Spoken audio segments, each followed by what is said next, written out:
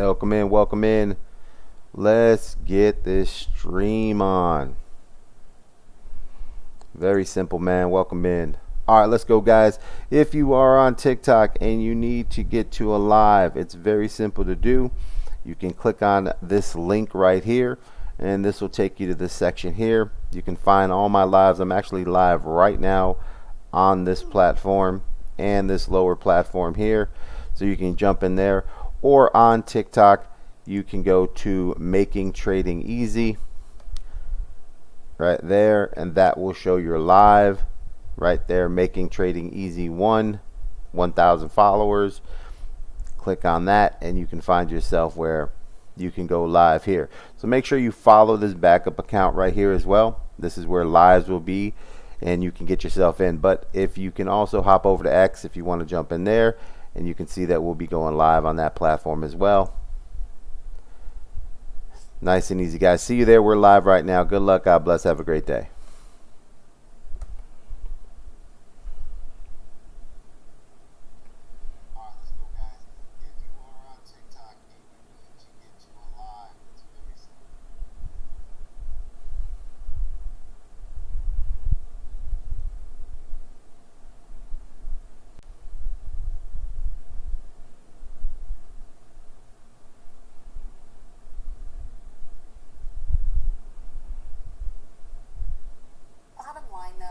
Senator, is it ever appropriate to make campaign content at military grave sites? They didn't take campaign photos there. These families, Gold Star families, whose children died because of Joe Biden and Kamala Harris's incompetence, invited him to the cemetery.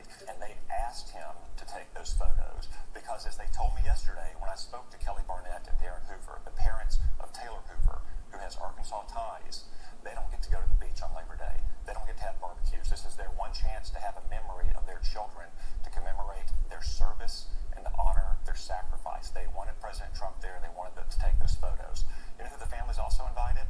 Joe Biden and Kamala Harris. Where were they? Joe Biden was sitting at a beach. Kamala Harris was sitting at her mansion in Washington, D.C. She was 4 miles away. 10 minutes. She could have gone to the cemetery and honored the sacrifice of those young men and women, but she hasn't. She never has spoken to them or taken a meeting with them. Well, they did meet with them during the dignified transfer. They were with them at the dignified transfer. Her and Joe Biden's incompetence that those 13 Americans were killed in Afghanistan. The media and Kamala Harris campaign trying to spin this as Trump trying to use it as a do something for black people. Not only that, political campaign. The families invited Kamala Harris and Joe Biden. Joe Biden wanted to sit on a beach and get ready for retirement. Kamala Harris was in her mansion, probably sipping Chardonnay. He didn't want to go. But they asked for Trump to be. Welcome to channel.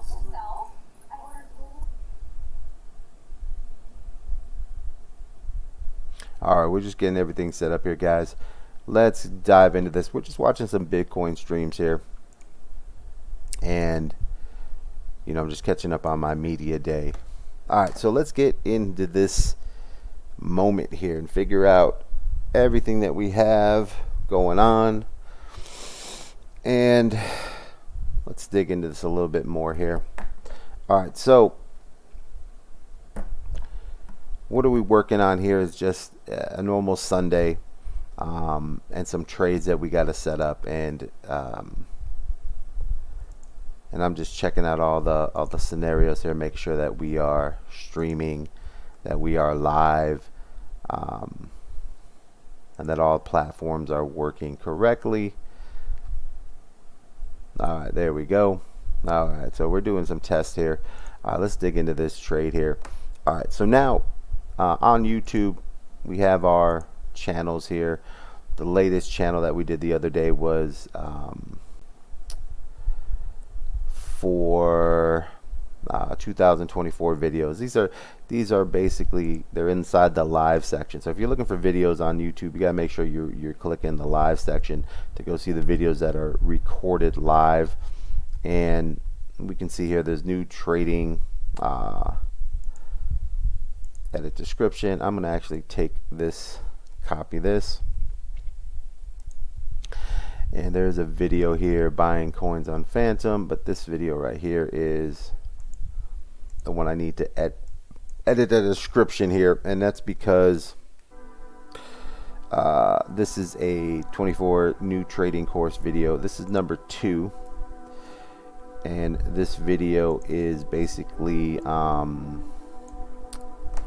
understanding the volumes. And let's see here,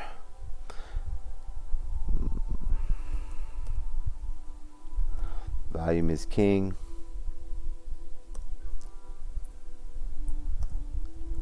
Why you must take profits.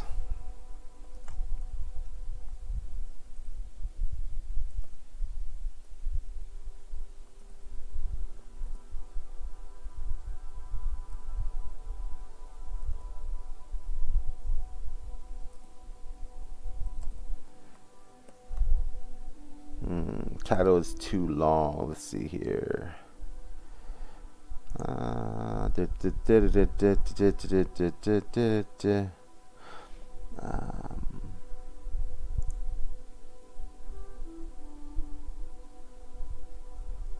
Okay.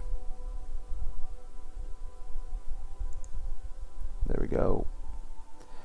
And this video right here is a good video to go watch because it's simply a breakdown of understanding when, you know, a lot of times you guys will be inside of a trade and you won't take profits for some reason, and that's because you think that it's going to continue to the moon.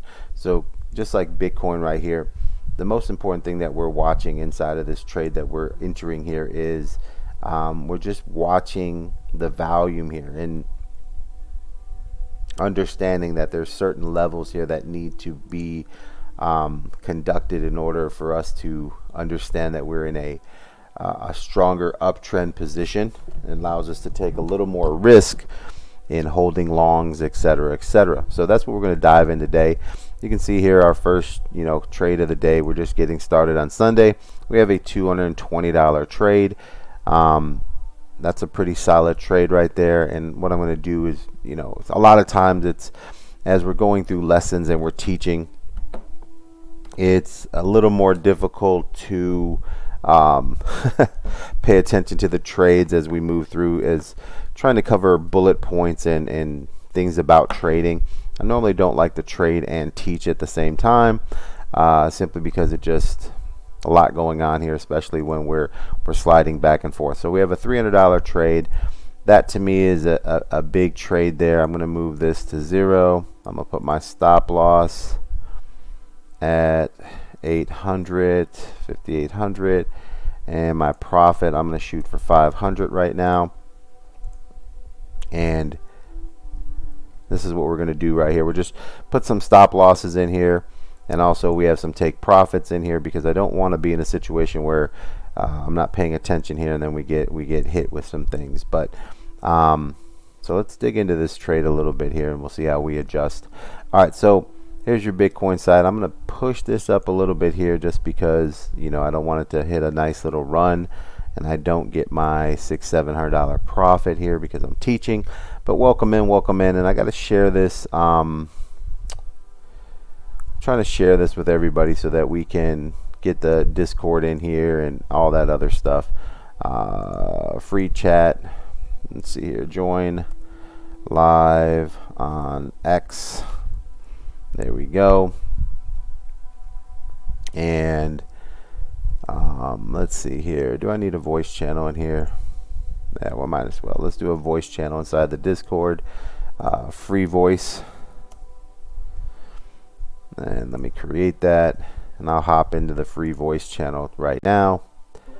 And that'll allow me to talk to people. So if you're in the Discord, man, or if you're jumping in the Discord, you'll be able to get in there and talk to me. Let's see here. So let me post this again. All right, we hit our little banger. Did we get it? Let me go to my trade. This is the one I want. Okay, so we hit our little connect there, so that was a pretty good move. So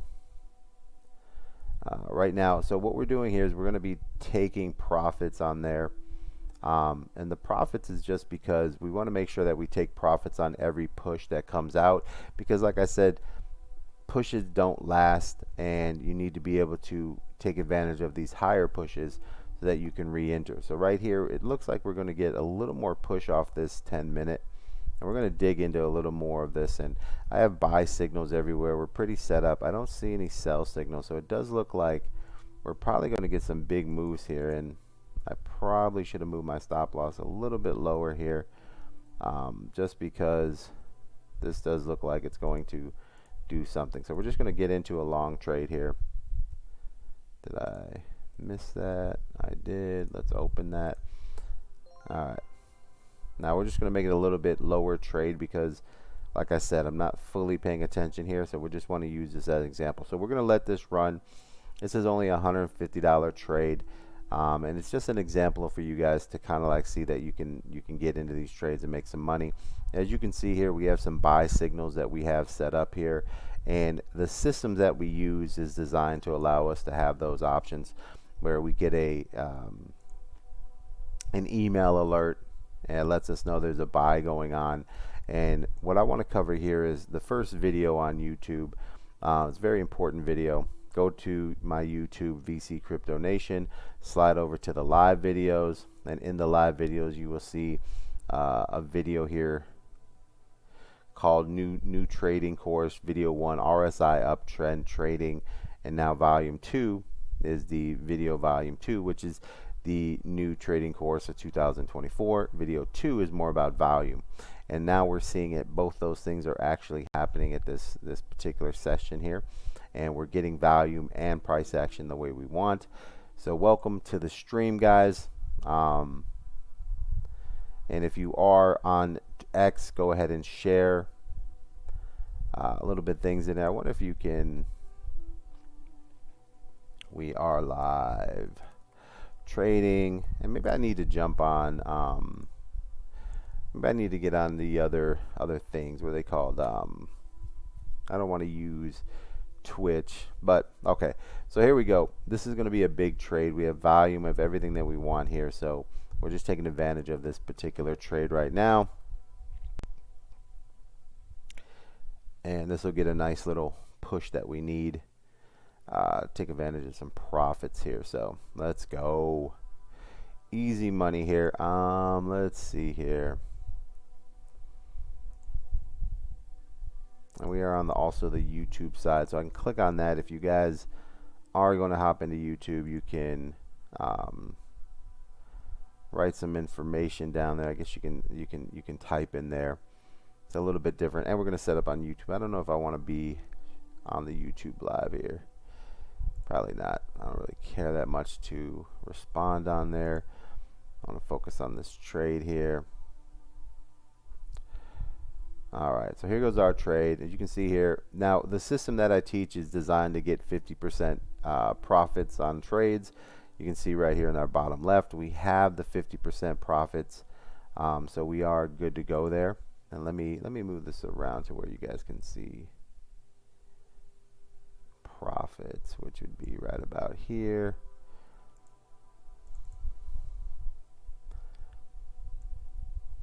There you go. So this will allow you guys to see the profit areas. There we go. Just want to fix that screen for you. Alright, so bottom left there, you can see I highlighted the unrealized profits. We're above 55%. That's where we want to be. Keeping it real simple. Let's see here. On X, we got some people viewing here. What is this? Views 11. Alright, so now Bitcoin is in that position where what we're waiting for is the breakout. So if you're watching the 2 videos that we really got into, you know that what we're really focused on is getting into what we call a trading uptrend, right? And right now Bitcoin has finally come into an uptrend position where it's starting to, you know, come alive, right? So Bitcoin's starting to come alive here. We're going to post this screenshot inside our Discord just so the guys know that Bitcoin's starting to come alive, and it looks pretty good on that session there. So I'm going to slide over to free chat. Let's see here, BTC coming alive. on daily.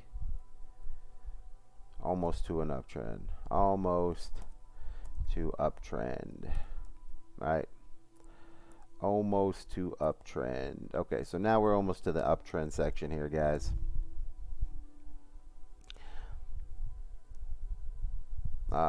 We on next today, huh?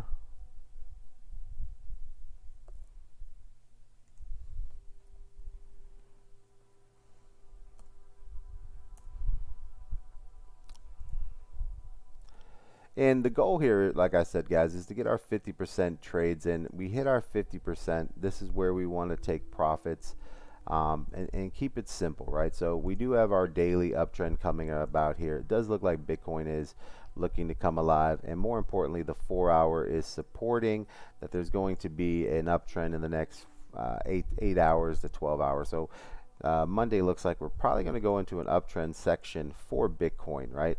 Now that we're finally getting some action here, it does look like we're moving in the right direction. Checking our 1 hour here, more than likely we're going to have a 1 hour reset, meaning that the 1 hour RSI is going to have to top the top, come back down, and then we'll be in a more secure place to get our longs in here, right? And you can see here that we're crushing this nice little trade. Normally I'm trading $500 to $1,000 on this type trade, but during lessons I don't want to be in between checking socials and stuff like that. I'm going to go ahead and put a TikTok up here, and let's get let's see here, going live. I'm going to move over to the Making Trading Easy. Okay, and this will allow us to go live on TikTok.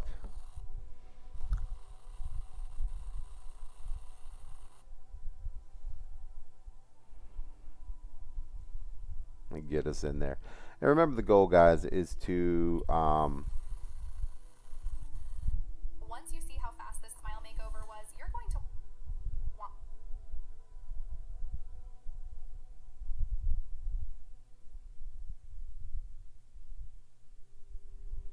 we're going to go live here.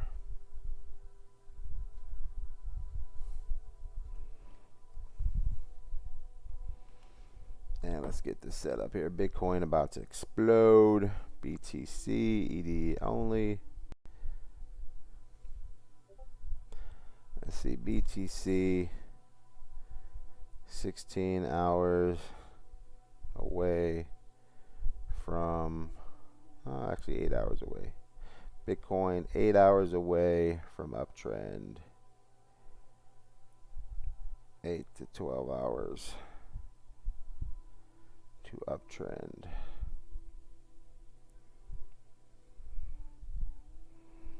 All right, looks good. Go live. All right.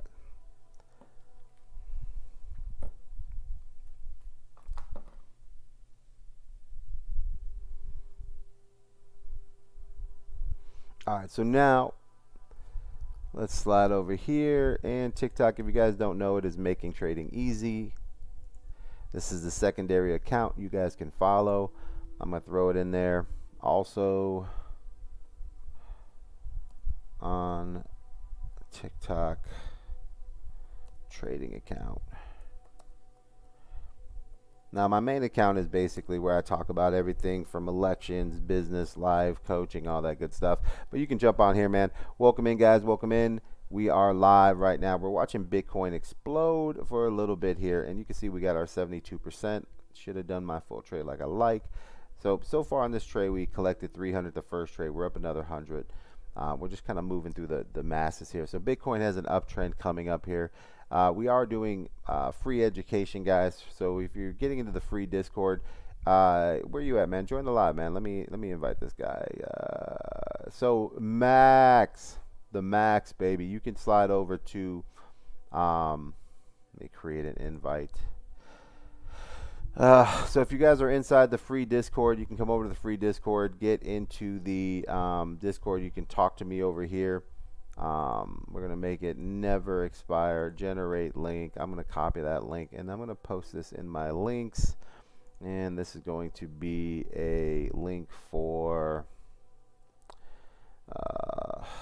free Discord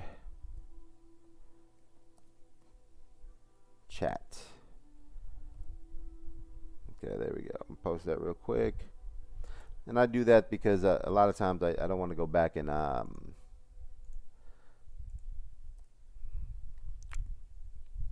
come talk.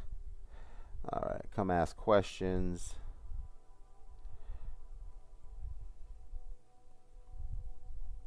All right, there we go. So I'm gonna put this at everyone.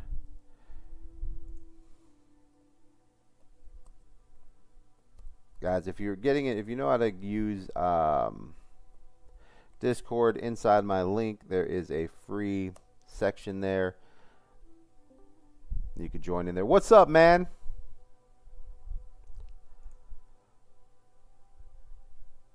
And let me move my stop loss over here just because I didn't. Can you hear me, brother?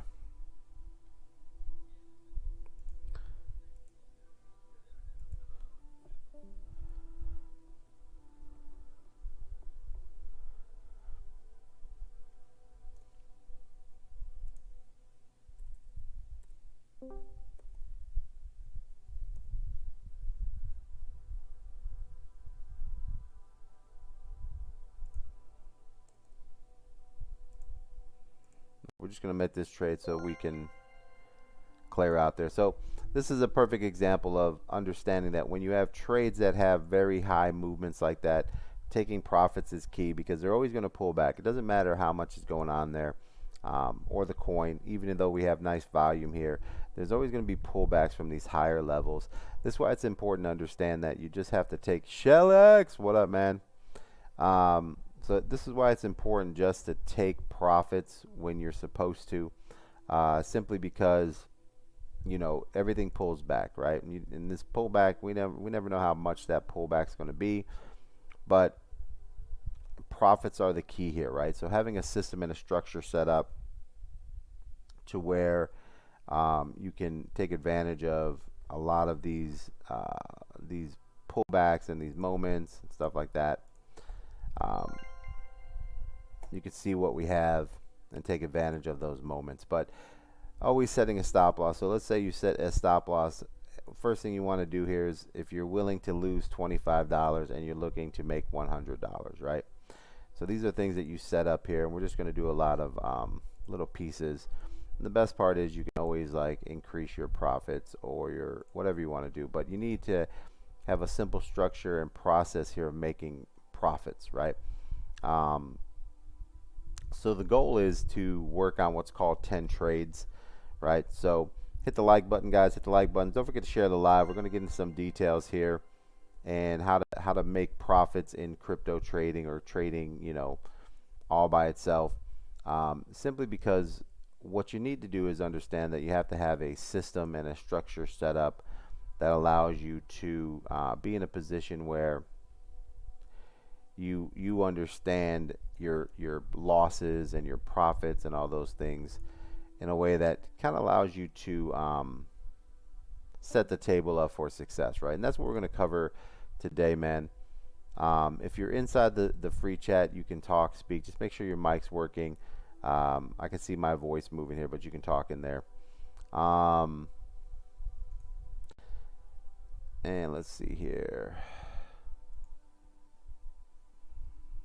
All right, we're going to let this Bitcoin trade slow down here because right now we're at the top of the volume side. So what we're going to look for here is we're going to look for the resetting of the 1 hour, and then we'll get into a little more trades. So first of all, guys, if you want to get into free trading, don't forget to hit the likes here, man. Don't forget to share the live. Hit the likes, hit the likes. Discord link. So Discord link, man, is you can jump in the Discord link. If you go to the main... Let me add that link here. So if you look up VC Crypto Nation, VC Crypto Nation Live, that's the main account, VC Crypto Nation Live. Pull up VC Crypto Nation Live, VC Crypto Nation Live, and go to the main account, which is going to be right here. Follow that main account. That's where we are. Click on that main account and you're going to see a Linktree account right there, and Discord will be in there. Make sure you hit the lives, guys. All right, so now I should move this over to. Let me see if I can put that in the. I'll add that to the TikTok a little bit later, but you join over there. So Linktree/VC Crypto Nation. So Linktree, linktr.ee VC Crypto Nation. So that'll be this little website right here. So you guys can go to that website right there. Screenshot that. And then you'll see the Discord inside of that, the social medias right there. All right, so let's dig in here, man. And dig into what we need to see here. So obviously Bitcoin right now is going to have a pullback from this big push. This is the example and a perfect example why we're always talking about take profits. Everything that goes up has to have a pullback because this is the game of profits, right? This is the game of how to make money, right? So everyone here, you got to realize that you're all doing the same thing. You are inside this entire trading platform to do one thing, which is make money. So anytime that there is a section where something goes up, it has to come back down because people are going to sell. And as you can see there on the trade that we had, we were up 100%. So let's say if I was doing a $500 trade or a $1,000 trade, like I normally do, $1,000, I'm going to get out with $1,000 trade. Simply because what else do I need to make, right? This is why setting yourself up for the basics of a system, right? A system, a structure, right? Following in the system, right? So what we're going to focus on today, this is the third lesson. If you don't know, you can slide over, go hit my my links. Here's the link right here, guys. Linktree right there is very easy to get to. It is Linktree, linktr.ee/VC Crypto Nation. And I'll put that, I'm going to put this link inside of the charts that we'll be looking at today so that you guys can get in there. Make sure you understand I also won't be let me highlight this real quick. I'm going to turn this yellow so that you guys can see it. And there you go. There's your link right there. So you go to this website right here. Very easy to find. Do a screenshot. You can save it for later. VC Crypto Nation. You find all my social medias over there. And then you can get on my X and my YouTube and join the Discord. Come talk to me. And we can dig into this. So what we're going to do today is we're going to cover some simplicity of a system and a structure that we teach, right? And what I'm waiting for here is as we're seeing these movements here, I'm just waiting for the 10-minute to reset here, come back down and give me another position to get into, and we'll move from there. So right now I'm just waiting for the normal 5-minute pullback. You see that little sell signal? Other than that, welcome in, welcome in. I wonder if I can do I'm streaming live here. Let's see, VC Crypto Nation stream. I'm hosting live on X. I wonder if I can. Is there a chat open? Hello. Oh, I guess I can chat in here. Let me see what's going on, man. What's good? All right, so we're just getting a hold of this whole new X thing, new platform that we'll be streaming on, because a lot of times streaming on TikTok will always kind of slow me down a little bit to where they always kind of like go back and forth. So I guess there's a chat here. If you're inside of there, you can jump in the chat. But let's dig into what we're looking for here as far as like a system and a structure. So very first thing is, before you start trading, you have to have a plan, right? And the plan is how you get yourself in a situation to be profitable, right? So the first part of the plan is real simple, and it comes down to doing what's called a 10 trade review, right? So 10 trade review is going to be where you do 10 trades, and out of the 10 trades, you find yourself in a situation where you are either profitable or not profitable. I gotta put that other lesson in there. There you go. Lesson 2 is up in there. All right. So lesson 1, I gotta go do lesson 2. But so here's what I mean by understanding whether or not you're profitable or not. So let's say that you do 10 trades, right? And we'll put them in here. All right, so trades. All right, you need 10 trades. Right, so first trade, right? Let's say that your goal every single time to make a trade is 50 to 100% profits. And your stop loss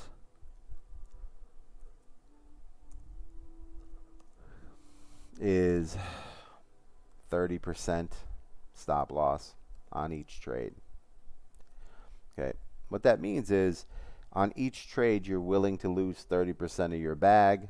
On every trade that you do, you're willing to make 50 to 100% profits, right? These are the basics of setting up a 10 trade system, right?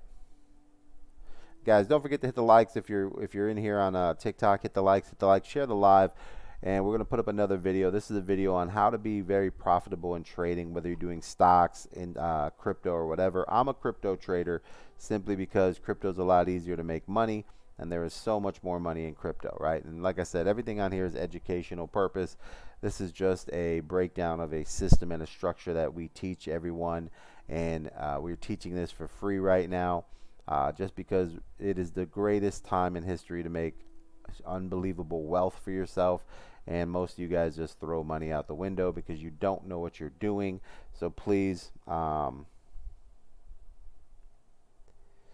you ever lose. So I'm going to show you like everybody loses, John, right? And it's how to contain your losses. Okay.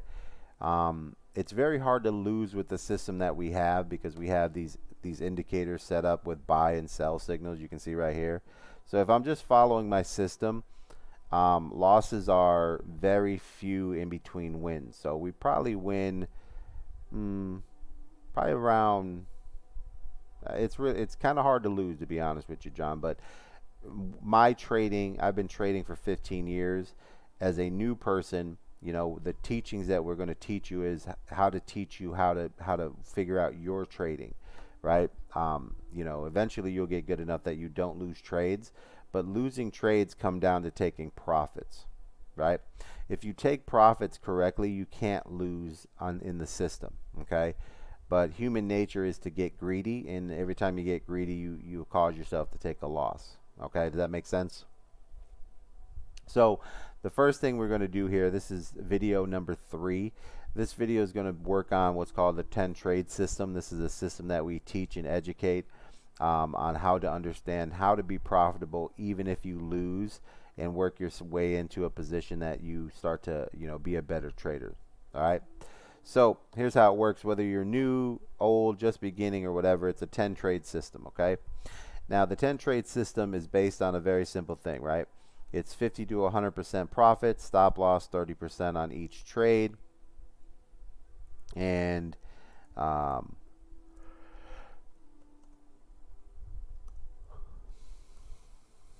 moving stop loss of 30%, right? What the moving stop loss of 30% just simply means that when your trade reaches certain levels, you move your stop loss to those levels, right? I'm on live with you now. Okay, let me see. Where are we at? All right, let's dig into, we're going to bring up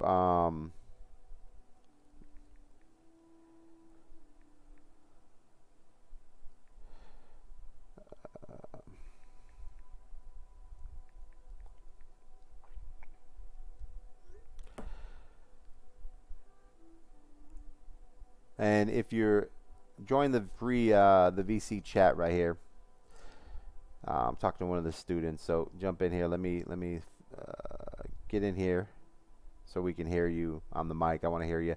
So we're going to walk through some simple things here. So now that we have this pullback going on Bitcoin, we're going to let that pull back for a little bit, but let's go over a system here.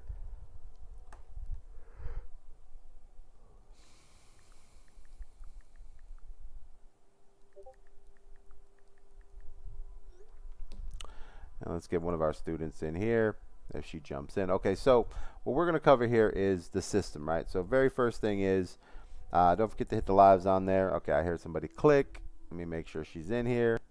That's Andy. What's up, Andy? Can you hear me? Yeah, brother, what's up? There you go, bro. I hear you, man. How you doing, brother? Doing good, doing good. I just joined from the Discord, from the TikTok right now. All right, perfect, perfect.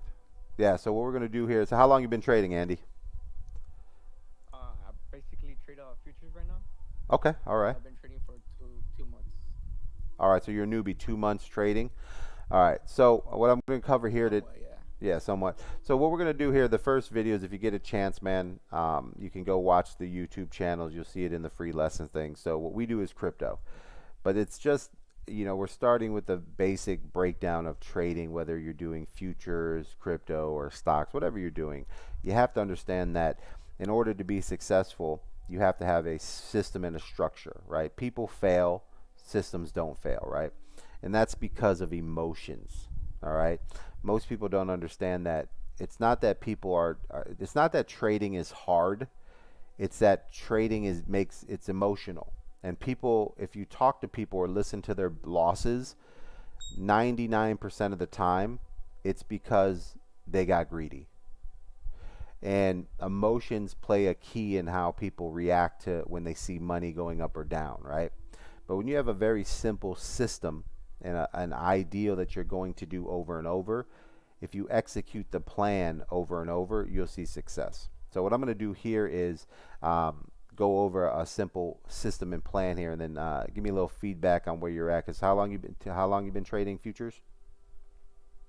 For like 2 months, around there now. Okay, so right now, if I asked you if you were thinking about your, let's say, the last 5 trades, right?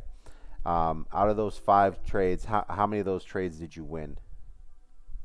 I'm still in the process of paper trading, like testing. Yeah, that's fine. Yeah, you should pay. So step 1, guys, let's get that out there. So Andy has a good point. So guys, before you go out there and put any real big money into a trade, you need to learn a system that actually makes money first. So don't lose all your money learning. You know, if you want, I'm a big fan of trading money and not paper trading, but trading like $5 to $10, right? Because you have to have some type of skin in the game for your emotions to, you know, be adjusted. When you paper trade, you know, it's like, I lost 20 bucks. It doesn't hurt as much, and it kind of, you know, go ahead, Andy. It's a little fake, and you don't really feel the emotions as if it was real money. Yeah. You're like doing it for real. Yeah, because even if you lose $5, it's still $5, and you're like, ugh, right? So you want to, you know, paper trading is great the only time you want to paper trade is when you find a new exchange or something, and you're testing the system, like, okay, where do I close? How do my stop loss works, right? You don't want to lose real money when you're just learning how to just hit the buttons. But once you got the buttons down and you feel like, all right, I know what I can operate this system, then you want to move over to where you want to put $5 or $10, because you need to start allowing your brain to realize this is real money, and then you need to get the emotions under check, right? And don't do more than $5 or $10. This is not you're not losing or winning anything here. You're building up a tolerance of emotions, right? There'll be plenty of time to make money, so just make sure that you get that part done, right? So let's go back. So out of 5 trades you're paper trading right now, give me a scenario. So out of those 5 trades, how many of those do you win? How many of those have you lost? Well, I could say that I've won like 4 and only lost 1 out of 5. That's very good, man. Very nice. What are the profits on those that you're going for? I usually try to go for at least like 500 to a K. Okay. All right. Well, how much are you putting in there in the paper trading? And the paper trading it goes by contracts, so I wouldn't know how much each contract would be in. Okay. And I basically try to do 1 or 2 contracts only. what are the percentages? So what's the percentage that, so are you taking profits at 10%, 15, 20? What's the target? I don't really play it by percentage yet. I usually try to do 25 points. Okay, 25 points. Picks. Okay. So for you right now, are you using any leverage in there? Nah. Okay, so you're straight up trading. So no futures. What do you mean? So no leverage. So no like no multiplier. So Yeah. you're just going spot trading. Basically, yeah. Okay, so right now you're just spot trading. Okay, and you're looking for 25 ticks. Something like that. Okay. 5 points, which is like 100 ticks. 100 ticks on there. Okay. So I mean, right there, you got a good little system where you're getting 4 out of 5, right? So, and this kind of breakdown here is where you do what's called a 10 trade system, right? And the ideal is very simple. You want to put it into where when you do your trades, what's your stop loss? So you're trying to get $500 to $1,000 on the trade. What is your stop loss at? Like, how much are you willing to lose on when you enter? Like, what's the stop loss set at? Depending on it also depends on how much I'm able to make, but I usually try to do like 30%. Okay. 30% is my max that I would be willing to lose. Okay, and so the one thing, and kind of like to put yourself, and this is where guys kind of get in trouble is, they'll start off, they'll trade $100, and they'll get a win, and then they feel good, and then they're like, all right, I'm gonna do 1,000, and then they take a loss. And what they essentially did there was they won 30% on $100 3 times, but then they lost 30% on 1,000, which is pretty much 10 times the loss, right? So you have to kind of like always make sure you're building up to where once you decide what your bag is, your job is to increase that bag so that you don't have losses. And what I mean by that is, let's say you start off and you say, okay, I'm doing really well. I'm going to start this off. I'm going to put $100 in or $200 in, and I'm willing to lose $60 per trade, and I'm going for $100 or $150 in profits on each of these trades, whatever the ticks are. And once you get off there and you hit your win, as you continue to win, what the ideal is, you want to create not only a double, like another $200 in profit, but you'd like to have 3 of those, right? We like to go 3 to 4 extra bags. And then once you have those, wins that equal $200, $400, $600, $800 in profits, then you take the $200 bag that you're doing and you increase that and say, okay, I'm winning, and I've made enough profits on this other end to actually have safety bags, extra $200 trading bags. I'm going to increase my normal trade from 200 to 300, and I'm going to repeat the process. And what I want to do here is make $300 in profit. So I want to get $300, $600, $900 or $1,200 in profit before I go from $300 to $400 a trade. You see what I'm saying? Yeah, because when you take a loss, you don't want it to be where you're going into your pocket. You're just losing what you're using the profits that you've already won. So if you start with $200 and eventually once the profits reaches $600, you say, okay, I got $600 in profit. I'm going to increase my $200 bag, my trading bag, to $300. And now you want to get that $300. Now you want to make $900 in profit before you go up to $400. You see what I'm saying? Ooh, okay, yeah, that makes sense. Yeah, because you don't want to you don't want to keep adding money to your account. You know what I mean? Yeah, your capital. Right. You wanna take your investment, multiply it by 3, and then add a little more to your investment, and multiply it by 3, and then add a little more, and start working your way up to a bag that is easy to make the profit that you want, right? So typically, most of the time, an average trade, depending on how you're moving. So for us, we use leverage, or what they call multipliers, which means that when a stock or a crypto moves 1%, we have a 40 to 50% multiplier on it. So it's actually a 30 to 50% move, right? So what that means is if a coin goes up 1%, we make 30% to 50% on that trade. So we can say, okay, if we want to make $300 a trade or $500 a trade, we know that eventually we need a $1,000 bag, and we need to take 50% profits on that $1,000 bag per trade. That makes sense? Yeah, makes sense. So which means if I have $1,000 in a trade, I need the coin to move 1% times 50% multiplier, and that gives me my 50% in gains. So that's kind of like the goal of saying, okay, I want $1,000 bag so that every single time I hit a 50% trade, I know I'm making 500. So that's kind of like how you structure yourself out and say that's the goal, is to have $1,000 bags and move along, right? And that's where you start off with your 200 bucks and you start working your way up to that $1,000 by using other people's money. So that way, as you're going back and forth, you're mastering your skill, right? Because as you learn, you'll start to find the system and the structure you need to consistently do the same trade to win the same money, right? So the goal is to do like a 10 trade review, right? So right now you're doing 4 out of 5 trades where you're hitting your success of $500 to $1,000 profit, and so far you've only had one loss that you've lost your 30% on, right? So that means the next time you do that 5 more trades, if you do the same thing and you find that you're winning 4 more trades and only losing 1, you would look at that and say, oh, 8 out of 10 trades, I've hit my profits and I've only had 2 losses, right? That's a great ratio, right? And the ratio is simple. If you're losing 30%, but you're winning 50% each time, right? And this is how you kind of figure out how to protect yourself. So for instance, like here, we know that if we're doing a 10 trade review, we're looking for 50% profits on each trade. We're willing to lose 30% on trades.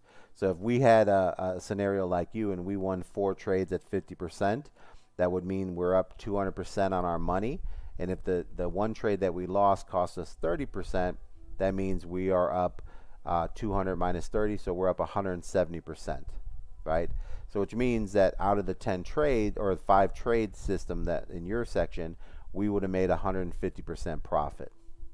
So if we continue that in a 10 trade series, we'd be up 300% because we'd win 8 trades, lose 2. That make sense? Yeah, that makes sense. I'm getting it. It's like you're building it step by step with minimizing your losses.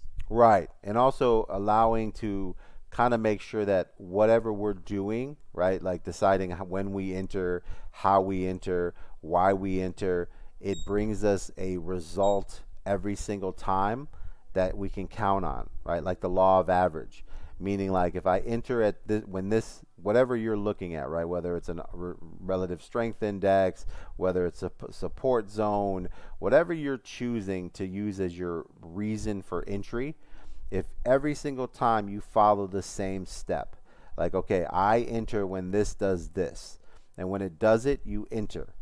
If it does a certain move over and over, like the law of average, meaning, okay, every single time this happens, I enter a trade, and out of 10 times, 7 of those times were winning trades, right?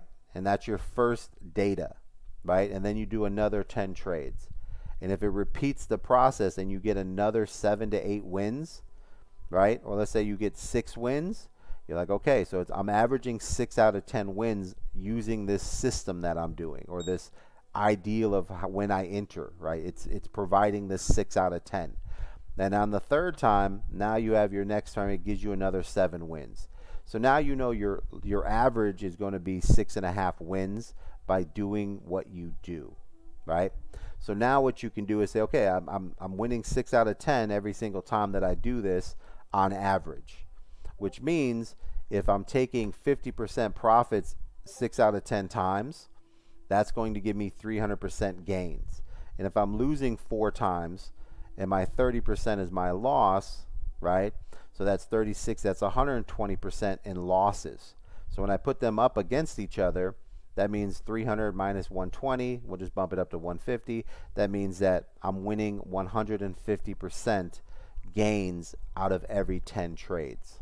So now you have a formula and a system that you can basically trade and say, if I do this same trade the same way I've been doing it, every 10 trades, I will make 150% on my $1,000. So I should make $1,500 every 10 trades. That make sense? Yeah, that makes sense. So now what you have to do, once you have that system, you have to say to yourself, all right, I want to make this better, right? And now that you have a base and a basic system that you use, now you try to figure out, how do I, stop losing that 30% on these 4 trades, right? How do I maximize my profits on these 4 trades? And now you start tweaking your system to where, it might be one simple thing and say, okay, for instance, here's an example. Let's say that on your the 6 winning trades that you do, you notice that you've taken profits at 50% each time. And what you realized is that sometimes those profits could have been 60 to 75% profits, but you had closed early simply because that where your target was, right? So you're like, all right, so how do I make that better, right? That's one thing you can think of. And on the other side, you can look at your losses and go, okay, on my winning trades, how far back did the stop loss go, right? You might see that your stop loss on your winning trades might have only came back to about 15% and then went forward, and it wasn't that much of a loss, right? So what I mean by, let's say you put your stop loss at 30%. The winning trades pull back to about 15% stop loss area and then went on a run and you hit your target, right? And you notice that on the winning trades that was consistent, that it only comes back 15% and then it goes on a run maybe 20%, right? And then you turn around and you look at your losses and you realize that on your losses it never really had the volume that it wanted, but it always came back. So what you could do is say, okay, I'm going to take my stop loss from 30% and I'm going to slide it up to 20% because on my winning trades, it never reached that area. It never pulled back that far. So I'm going to take off some percentages on my losses because if it breaks 20% stop loss, it's probably going to hit 30 anyways. So I'm going to save myself that 30% on those or 40% on those 4 trades by eliminating 10% on each of those trades. Does that make sense? Yeah, basically you're improving the system. Yeah, yeah. Right now, because you're not changing anything that you're doing, you're just tweaking the percentages in your favor. So now that's just giving you an extra 40% less loss, and you haven't done anything except just said on my winning trades I noticed that I don't really go down that far before it runs, but on my losing trades I notice it doesn't. It just blows by the 20, but the 6 winning trade never goes back beyond 20%, so I don't need that extra 10%. So I'm gonna stick my stop losses at 20%, and that'll save me 40% in gains on my losses. So now you're gonna bump your gains up by 40%, and you haven't even changed anything really, except noticing that on your winning trades they don't pull back as far as your losing trades. So why give up that extra money, right? And this is not, you're not overthinking anything, you're just doing something basic. So that's an example of tweaking your system or structure that already exists without trying to do anything else, right? Now once you do that, you've kind of got yourself set up to like, all right, my percentages are where I want it. Now what I need to do is I need to figure out, I need to add something to my system somewhere on my losses to figure out, okay, what was different in the winning trades than the losses that I could look at and go, okay, I need this one more thing, right? And this is why you'll see people use multiple indicators. A lot of times one indicator will be showing a trading zone or an uptrend, and then another indicator like we use. So this is a relative strength index, right? The lower indicator. This just lets us know when it's more like what's called sentiments, right? Meaning the relative strength index just lets you know when people are buying or looking at a coin, and it goes up and down based on purchases, right? The thing that it doesn't tell you is how much they're actually buying. It's not a volume indicator. There could be 1,000 people buying a coin, but if they're buying $10, even though the relative strength index is climbing, it doesn't mean there's volume climbing. It just means that people are interested in that coin at that time. It doesn't mean it's going to move, right? The next indicator you look at is the volume indicator. Now, if the volume is going really high, there could be less people buying at that time, but if they're buying, instead of $10 a coin, they're buying $100, they're 10 times more powerful, which will move the coin. That makes sense? Yeah. So what you're looking for, that's why I made a video called Volume is King, right? Volume is King is that it doesn't matter if there's 1,000 people buying a coin if they're only buying $10. right? If you have 100 people buying $2,000 of the coin, it's going to move a lot faster. So volume is something that you want to pay attention to, because that's the hidden like secret, right? Something can't go up in value if there's no volume of money. It doesn't matter if everyone's looking at a coin.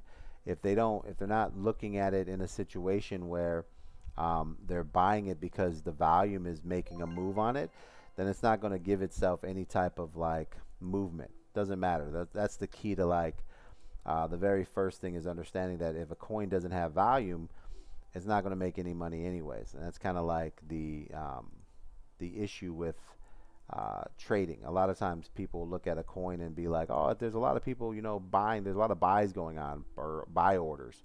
Well, if the buy orders aren't worth anything, it doesn't matter anyways. So that's where understanding your volume is going to be what dictates what happens to your coin, right? So that's the first thing. So having a volume indicator to let you know where it is, right? So for instance, so taking a look at Bitcoin here, right? So we have a thing where we go to a 15-minute time frame, right? And the 15-minute time frame is a very simple way to kind of see where things are. So on this particular section here, you have a and this is a price action indicator that we have. This is our indicator, but there's a little yellow line here where the 0 line is, right?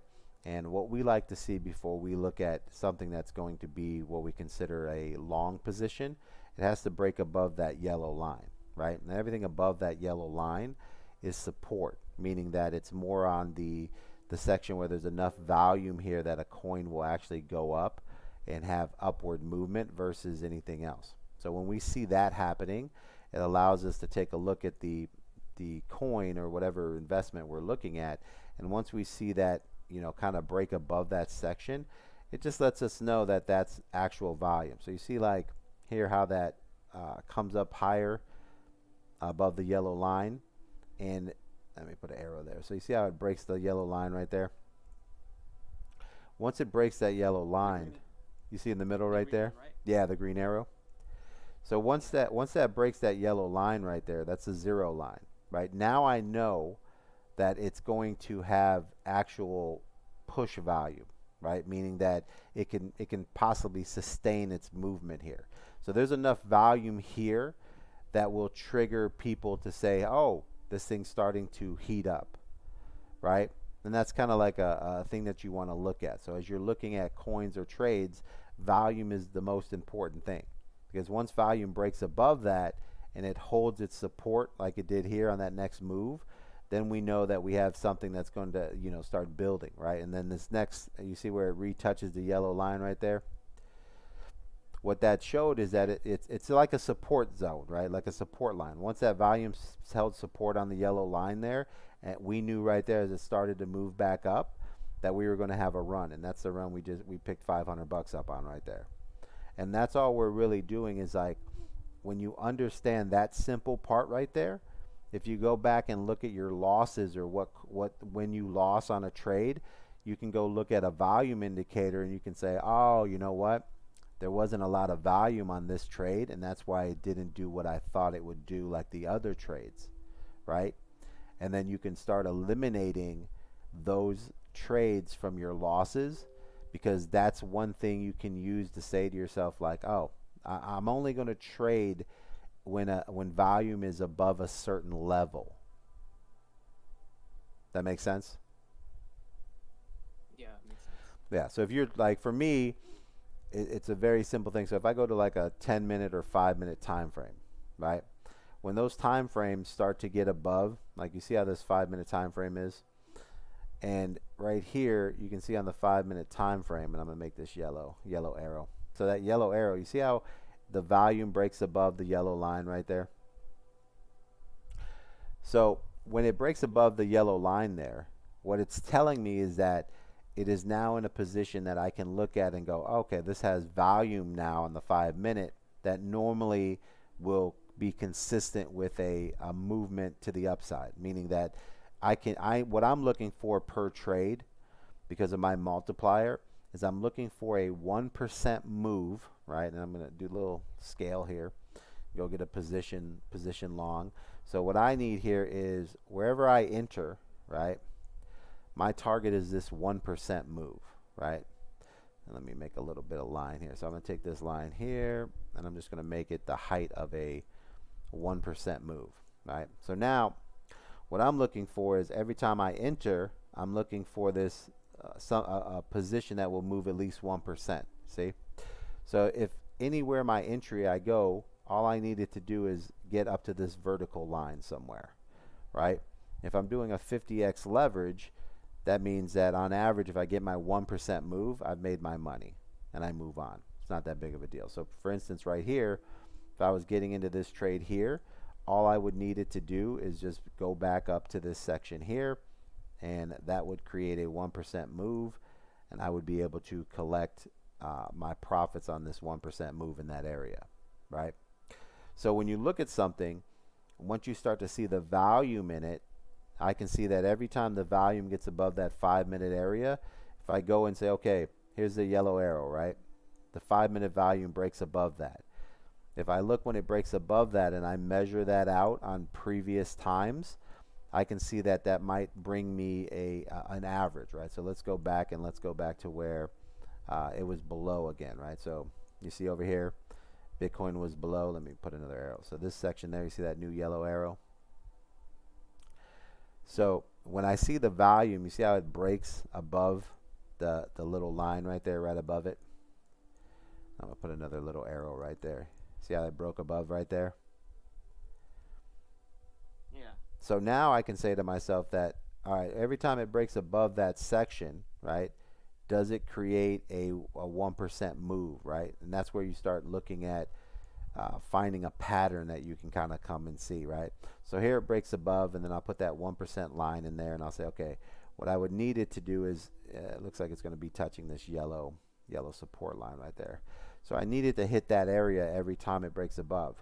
So notice how when it got above that 5 right there, it did create an opportunity as it kept going. It eventually, down the road, it did break that yellow line above it, you see?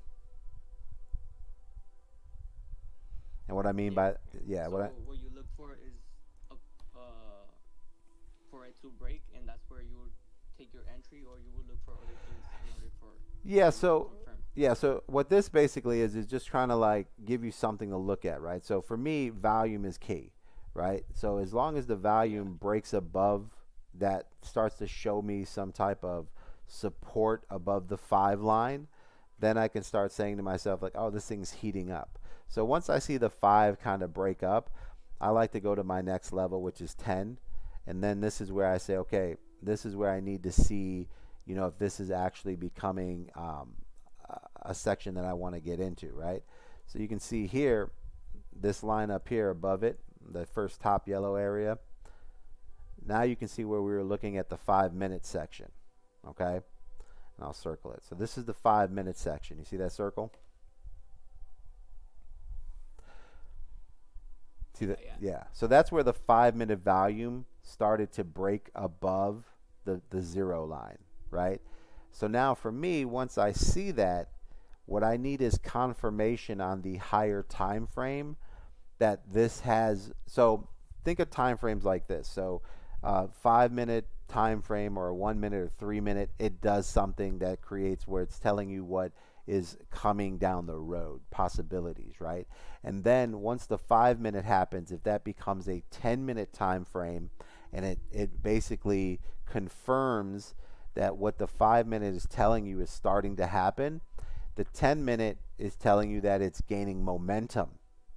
And if that moves to the 15-minute, that means that it's 3 times stronger than the 5-minute, right? So, right. So what you're looking for is to, you know, what we teach is how to recognize a pattern of momentum that will give you an average winning point, right? Our average winning point is a 1% move. So what we have to do in order for us to make money is we have to master finding 3 confirmations that we will get a 1% move, right? That will guarantee us the trade that we want. So to guarantee our success, what we do is we designed a system that isn't a 1% move, but we look for 2 to 3% moves. The reason why is because once you master steps that give you, let's say, 8 out of 10 times a 2 to 3% move, right? That means if we're only going for 1% and this 8 out of 10 times this particular pattern of, different signs, right? Like volume at the 5, volume at the 10, price action. If these three things or whatever you're doing to calculate an upward trend, if every time those things happen, it gives you 2 to 3%, 8 out of 10 times, right? That means the 1% that I need is probably going to hit 100%. That makes sense? Yeah. Because I need a 1% move, but I'm not going to try to figure out how to get 1% moves. I want to figure out how to get 2 or 3% moves so that when I fail at getting 2 or 3, then I'm probably going to hit my 1 because it's half of what I was going for. You see what I'm saying? So I'm calculating the risk already, saying, hey, if I fail and I only get 50% of what I thought would happen, that's my success because that was my original target anyways. You see what I'm saying? Interesting, bro. Interesting. It's very interesting, bro. Yeah, I mean, if you want to jump, I mean, let's say like this, right? And it's a concept like this. So let's say you're going to run a race, right? And you know it's a 1 mile race, right? Are you going to go out every day and run 1 mile, right? You should go out every day and run 3 miles. Because at the end of the day, No, you could do the 1 mile already. yeah, 1 mile is nothing. It's like running a marathon. Oh, I'm going to run 10 miles. Well, then you should be training for 15. Okay, yep. So that's the first thing you got to. That makes sense? Yeah, so what do you think? You think people complicate trading? Yeah, I think that people, two things that they do wrong is this, right? The first thing is that they have a goal, but they make it's like the goal is right at the tip, right? So that's when a lot of times when I see people do support and resistant lines, they're always like, okay, I'm going to buy at the support and I'm going to aim for the resistance, right? And then you find out most of the time what happens is the coin goes halfway to the resistance and then comes back down, right? And now they're stuck in this trade that's going up and down. And then if the volume, right, think about it logically, right? So if I'm a trader and I'm watching support and resistance, and these are 98% of traders, right, or 95% of normal traders, they have support and resistance lines. Anytime you watch YouTube, anytime you watch anything, you will hear people constantly tell you support and resistance. So people are buying the support and the resistance zones, and that's their targets. And as you watch a coin go off from the support trying to get to resistance, if it doesn't reach it and it keeps getting lower and lower, that tells you in your mind that people are selling and the volume's not there. So what happens? People panic sell and they say, I'm just getting out of this trade. And they'll take the loss or the smaller gain and just sell out because it's not getting where it needs to go, and it's showing that it's, you ever hear when people say lower lows or higher highs? Yep. Right? Yep. And then people will dump. Well, the problem is that everybody was aiming for that support or resistance line as the target for profits. And instead of calculating the 50% of that, right? I mean, if you had a target from a support and resistance and everybody went for the resistance line, right? And how many times if you went for halfway up, do you think you'd win versus going for the entire thing? Most likely you have a higher probability of winning. Right, in the half, right? If you win for half, you're probably going to win 80% more times. Like you'll win 8 out of 10 versus, 3 out of 10, right? So now what you have to do is calculate, well, if I was going for half that move, does it even make me money? Is it even worth it? Like, should I even make that trade, right? And that's where understanding what your goal is. So if you need a 1% move to make money, then if I looked at support and resistance, I would go to the halfway mark. And if that wasn't at least a 2% move, then I wouldn't even take that trade because I want to take the 50% option and I want that to be twice as much as I need. So that makes the odds of me winning twice even more possible. You see what I'm saying?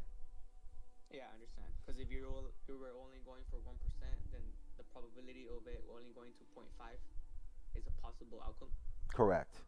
And twice, and it's at the end of it, when you look at it, it's 400% more likely to happen than trying to get the top or the middle, right? If you're trying to get the top, you're probably 800% better trying to get the quarter, the 25% mark. And if you're going for the middle, you're probably 400 times better than trying to get to the middle, right? So I want to limit my risk. I want to go for I want to do, it's called the 50-50 rule, right? 50-50-50, right? There's the main target. 50% of this is this target, 50% is that, and that's where I take my 50% profits, right? So that's where you're the guy who says, I don't need 100% of the pie. I just need that 25%. So if everyone's going there, I need this. If that makes my money, then this is my trade. So that's how you limit your risk and learn how to be more patient, right? Because the very first thing as a trader you got to learn is to be patient, right? You don't want to make losing trades. You want to make trades that win every single time. And you want to be able to be like, yeah, every time I make this trade, this is what I do. And then to scale your money, you just increase your bag. So if you have $1,000 bag and every time you make a trade, it's 30%, it's $300. Well, if you want to make $600, all you do is make 10 good trades, take that 300, it's now 3,000, turn your $1,000 bag into a $2,000 bag, and now you're making $600 a trade on 30%. Interesting. Now you even lowered your risk because you're staying at that 30%, and most of the time you learn how to trade is 50 to 60. See what I'm saying? Yeah. And that's where traders make the mistake is they, what they do is that they want to make more money. So they'll put $1,000 in, they'll hit their 40%, and they'll be like, oh, you know what? I want to make 1,000, and they'll try to let it run to 1,000, and then it goes up to 600-700, and then it dumps all the way back because volume disappeared. Right? And they're like, yeah, I ended up taking a $200 loss. Yeah, but you were up 800. The target was 4. Yeah, but I let it run. Okay. So if you wanted to make more money, why didn't you just take $1,000, add another 1,000 to it, and take 30%, and you still would have made your 600. That would happen to me when I used to trade crypto coins. Mm-hmm. I used to trade crypto, but I do low market cap coins. Low market cap? Okay. Yeah. Yeah. And well, no, they were crazy. Like they're still going on right now, but it's not like back then. They would run back then. Yeah, no, it's right now. It's pretty. There's a lot going on as far as like in the market right now. For coins, I mean they are running right now. Low caps are easy to make money on, because they have a lot easier. There's the circulating supply is less, so that means you're getting more on your value, and it's just a lot easier to get percentages on that. So that's kind of like that bonus. But see, this is where that's one thing that traders, their mistake is understanding how to make profits, right? They hold a trade longer than they need to try to force it to go up, and that's hopium, right? When you should be focusing on, instead of getting the top of the resistance or the middle of the resistance, you need to find how to make money at the 25% mark of the resistance, because the odds of hitting that is way higher than trying to get anything else. The whole ideal is to lower risk and make more money. So that's kind of like the mistake, is that they don't understand a simple structure where they can go, okay, if I'm making 10 trades, how did I make money, right? How did I do, right? And that's kind of where, having that first step of a system or a structure allows you to be very comfortable in your trades, right? So if you're doing support and resistance, you need to be aiming not for the top of the resistance, but you need to be aiming for halfway to the resistance, right? And what that'll allow you to do is say, okay, this move here to the top of the resistance from the support is a 2% move, which means I'm probably going to get 1% out of this trade. Now, does that 1% make me money? Right? Now, if you know how futures works, and if in our world, if I know it's a 1% move and I want to make 50%, then I just put my leverage at 50%. My multiplier. If I want to guarantee that it does better, then I move it to 60 or 70%, which increases the odds of me getting there, because I don't need it to get to 1%, I need to get to 0.7, right? So you can manipulate the system with the tools that we have today. You just have to get to where the very first thing you need to do is you need to find out how whatever you're doing in your system, how you enter a trade, why you enter a trade, like what does that give you 10 times out of 10 trades, what does it give you? And then track it, and then do another 10 trades, and then do another 10 trades, and you will have your average, and you'll say, okay, it's consistently giving me 6 wins. And then once you figure that out, you can figure out your losses, eliminate the percents of your losses, and now you can start working on, okay, what do I need to get rid of the losses? Like what am I doing here that why are these trades failing, right? And most of the time it's going to be value. All right, so like here I'll show you. So once that 5 minute breaks its volume, right, this little yellow circle up here, all I need to do is go to my 10 minute. And what I'm looking for in my 10 minute is I'm going to look for my 10 minute to break above the 0 line. So you see this yellow line on the volume side down here? So what I'm looking for is once the 10 minute breaks the volume, right, you can see where it broke above it, it came back and retested.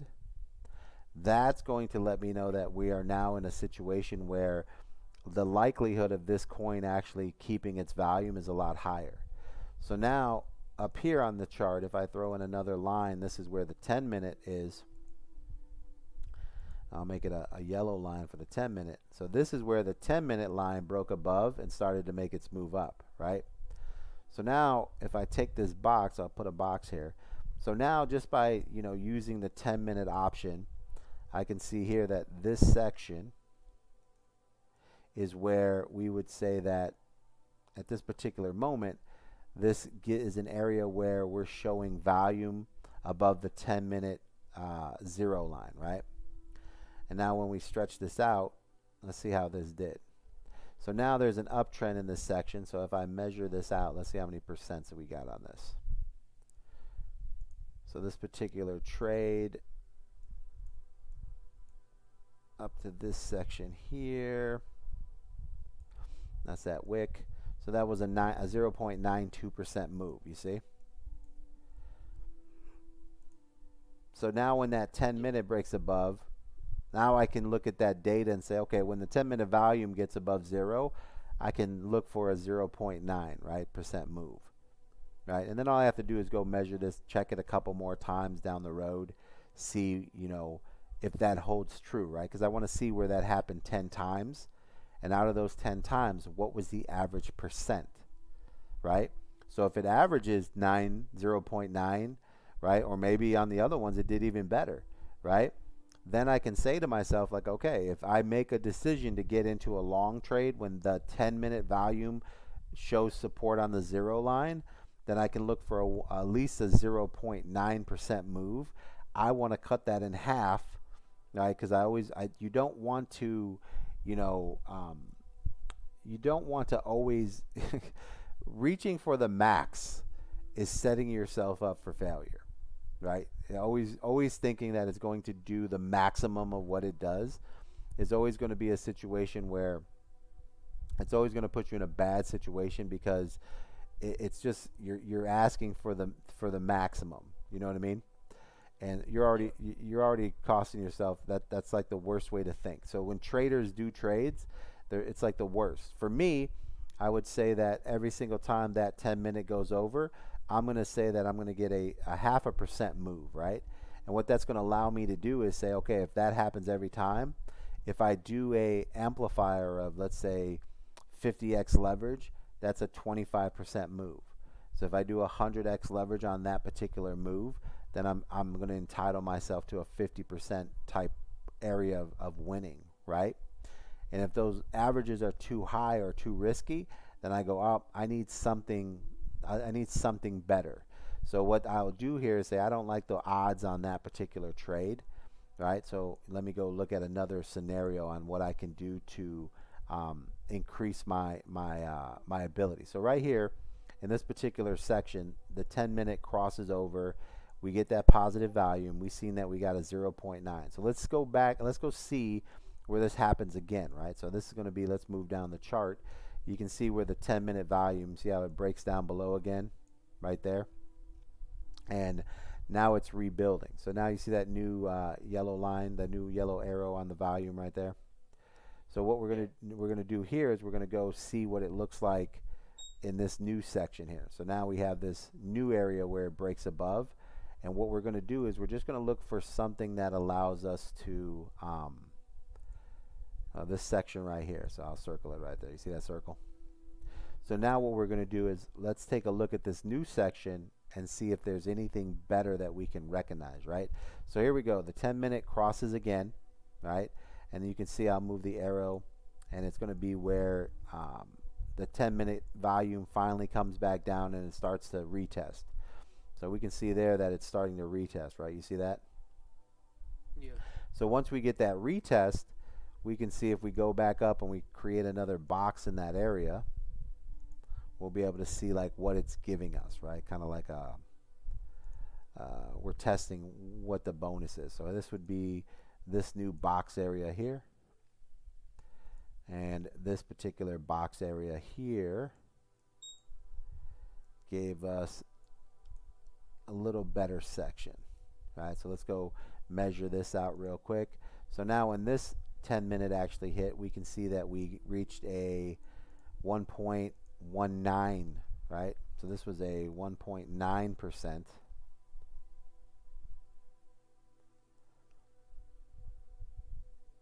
Section there. Let me put the text in. So now on this particular move, we got 1.9, right? Which is what we're looking for. We need a 2% move in order to take our 1% profit move, right? It's our target area. So this ended up working out for us, right? So now that I know that, you know, when the 10-minute does break positive volume there is the hope that there's going to be a section where I will see that percentage that I want, right? Now, the difference in these two trades, and when we go through and kind of look over, is down the road, right, we have these two sections. So I'm going to get rid of these circles here.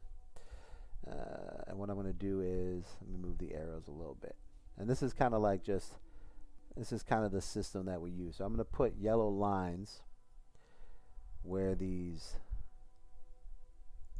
boxes up above are in here for the move. Okay, so now I'm going to turn these white. Okay. So now I want to show you like kind of how to add something that, you know, kind of allows me to say when these, now that I have a confirmation of when the volume on the 10-minute indicator breaks, now I need confirmation of when it did better than before. Like what's the difference in what was happening, right? All right, so now I'm going to open this up, and I have my two sections where I seen what I wanted, right?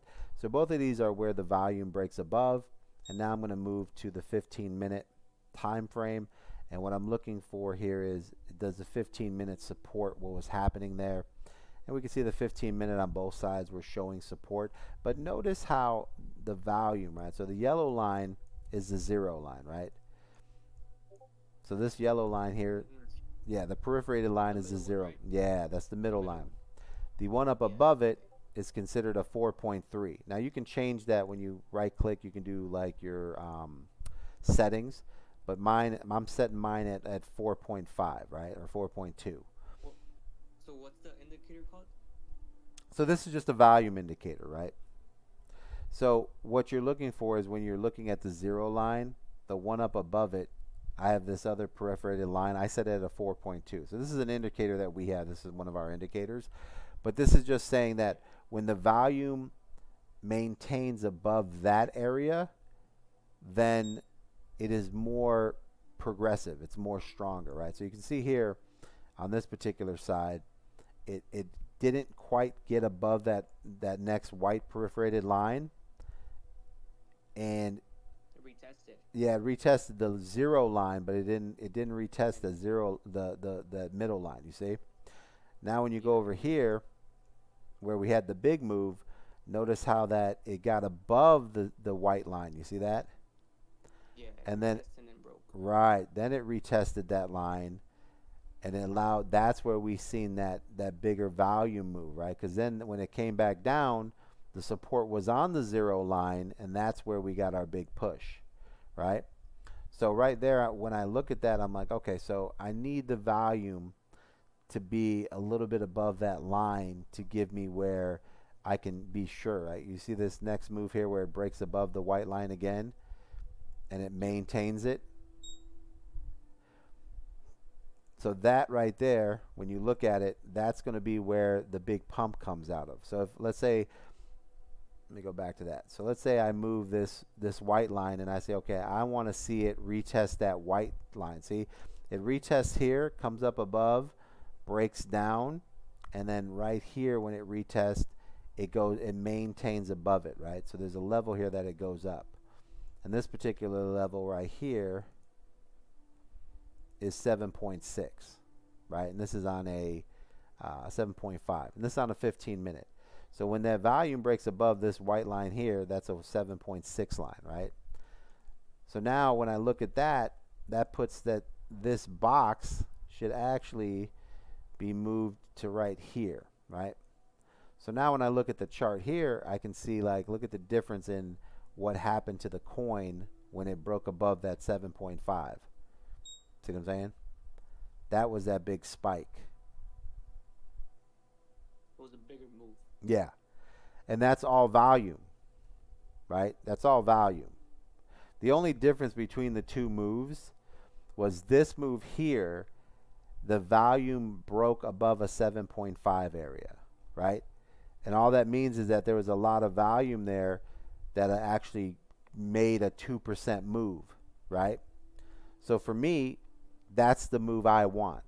So just kind of like breaking it down, then what I would do if I was, to say I was trading off of this particular system, is I would say that I don't get into any longs until the volume breaks above a 7% move, right? You see this line here? That's a 7% move right there. Like that's 7% or 7.0. Right? Let me see if you can see the. Yeah, okay. You see on the left eye, you see how the letters are blue to the right, 6.8, 6.5. You see that? To the right? Yeah, to the right. Yeah, let me see. So right there, you see that? See where that green arrow is to the right?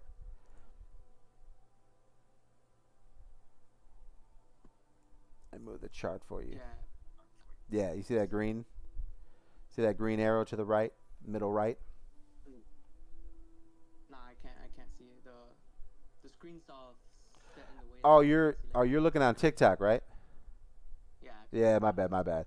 So I thought you were on X as well. Okay, so you see that on TikTok right there? Oh yeah, I see. Yeah. So over here, this white line that I'm drawing, that is simply that is set up to where that's a 7 line, right? And let me go back to the chart. Okay. So see how it's set up right there? This line right here is set at 7.0 on the right side. You see that? Yeah. So now I know that I'm looking for volume on my 15-minute. I want it to break above that line to show me that there's going to be a move there that's actually worth getting into, right? And how you can get it was like previous resistance, right? right, yeah. And what the volume is, it's just letting you know, like, okay, if people are buying the coin, but how much are they buying? And the volume, this is where you can see the volume is starting to pick up momentum, right? So these are buys that are actually worth looking at. So this is where these are the section that I would say, okay, when I start seeing it, get resistance off that white line, which is the 4.0 area. See how it says 4.0 over here? Yeah. When it bounces off the 4.0 area and starts to move up, that's where I would be looking to get in, because it bounced and started to move up there, and then I would be looking for this move right here.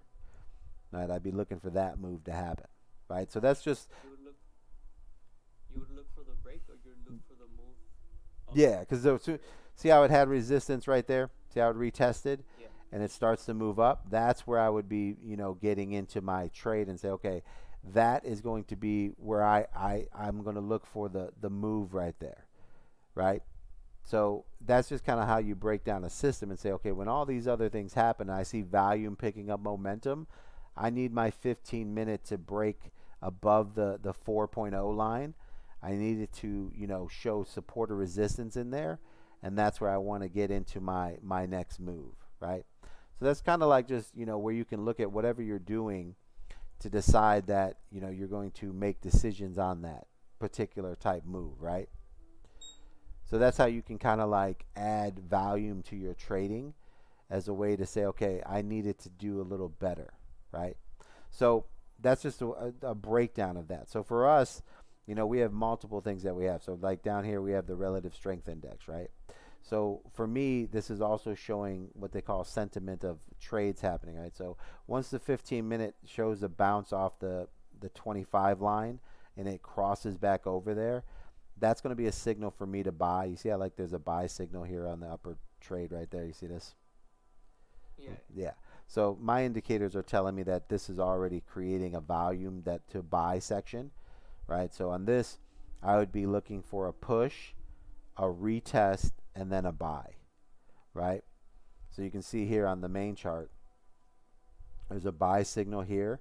I would look for a push, and then I would look for the retest, right? Which is basically coming down in this same zone here.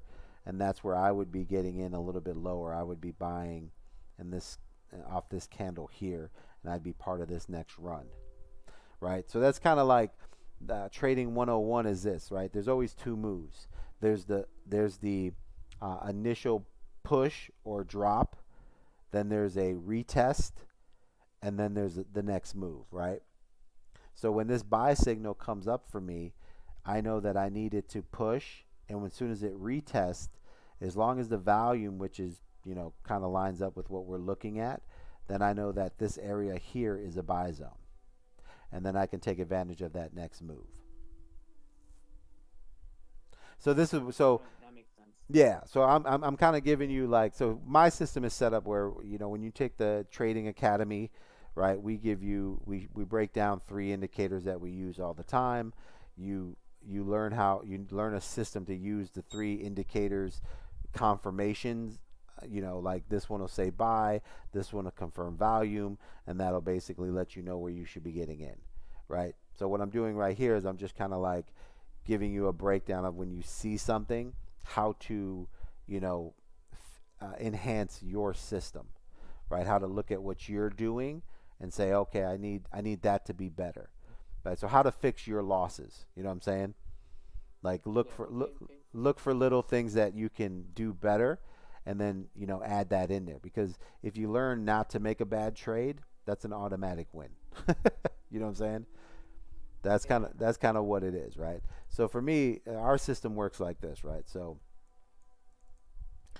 for me, it goes like Simple, yeah, it's basic, right? So for me, it's a little more like this, right? So for me, I like, because the bigger the time frame, the better. Powerful it is. Yeah. So the stronger the move, right? So for me, to kind of give you an example here, I would go to where I like to see the 1 hour relative strength index cross above the 20, right? So my initial buy would be somewhere around this line here, because it's always going to have a lag. You're not going to see this line. You'll see the line when it gets here. So you'll know that you're coming to this moment, but you won't see this line until it gets to this section here, because that'll pop up during the hour. So this would be the first sign that we're breaking above the 20, which would be right here. So technically, as soon as we come off the bottom on the 1, the only thing I want to see is the 1 get to the 20 line, and that's going to signal for me that this is the start to look for a long trade, right? Second thing for me is going to be, when I slide over to a 2-hour time frame, or a 4, I like the 4-hour too, is that the 4-hour kind of gives me an ideal of what I'm working with, right? So the ideal trade to work with a 4-hour would be when the 4-hour, goes from the bottom and it touches the 20, which is this area here, right? And I'll make this one blue. So the 4-hour is blue. When it crosses there, this area here is where I would like to trade, because that's an area where I'm going to see the stronger move there. It's more secure. Now once the 4-hour gets above to the top and it starts to come down, this is an area where it comes down and we're going to see some pumps in here, but they're not as secure as having the 4-hour coming off the bottom. You see what I'm saying? Because this has all this room to run, and then this one, it only has this little bit of room to run, right? Which means there has to be a pullback. Yeah, there has to be a pullback.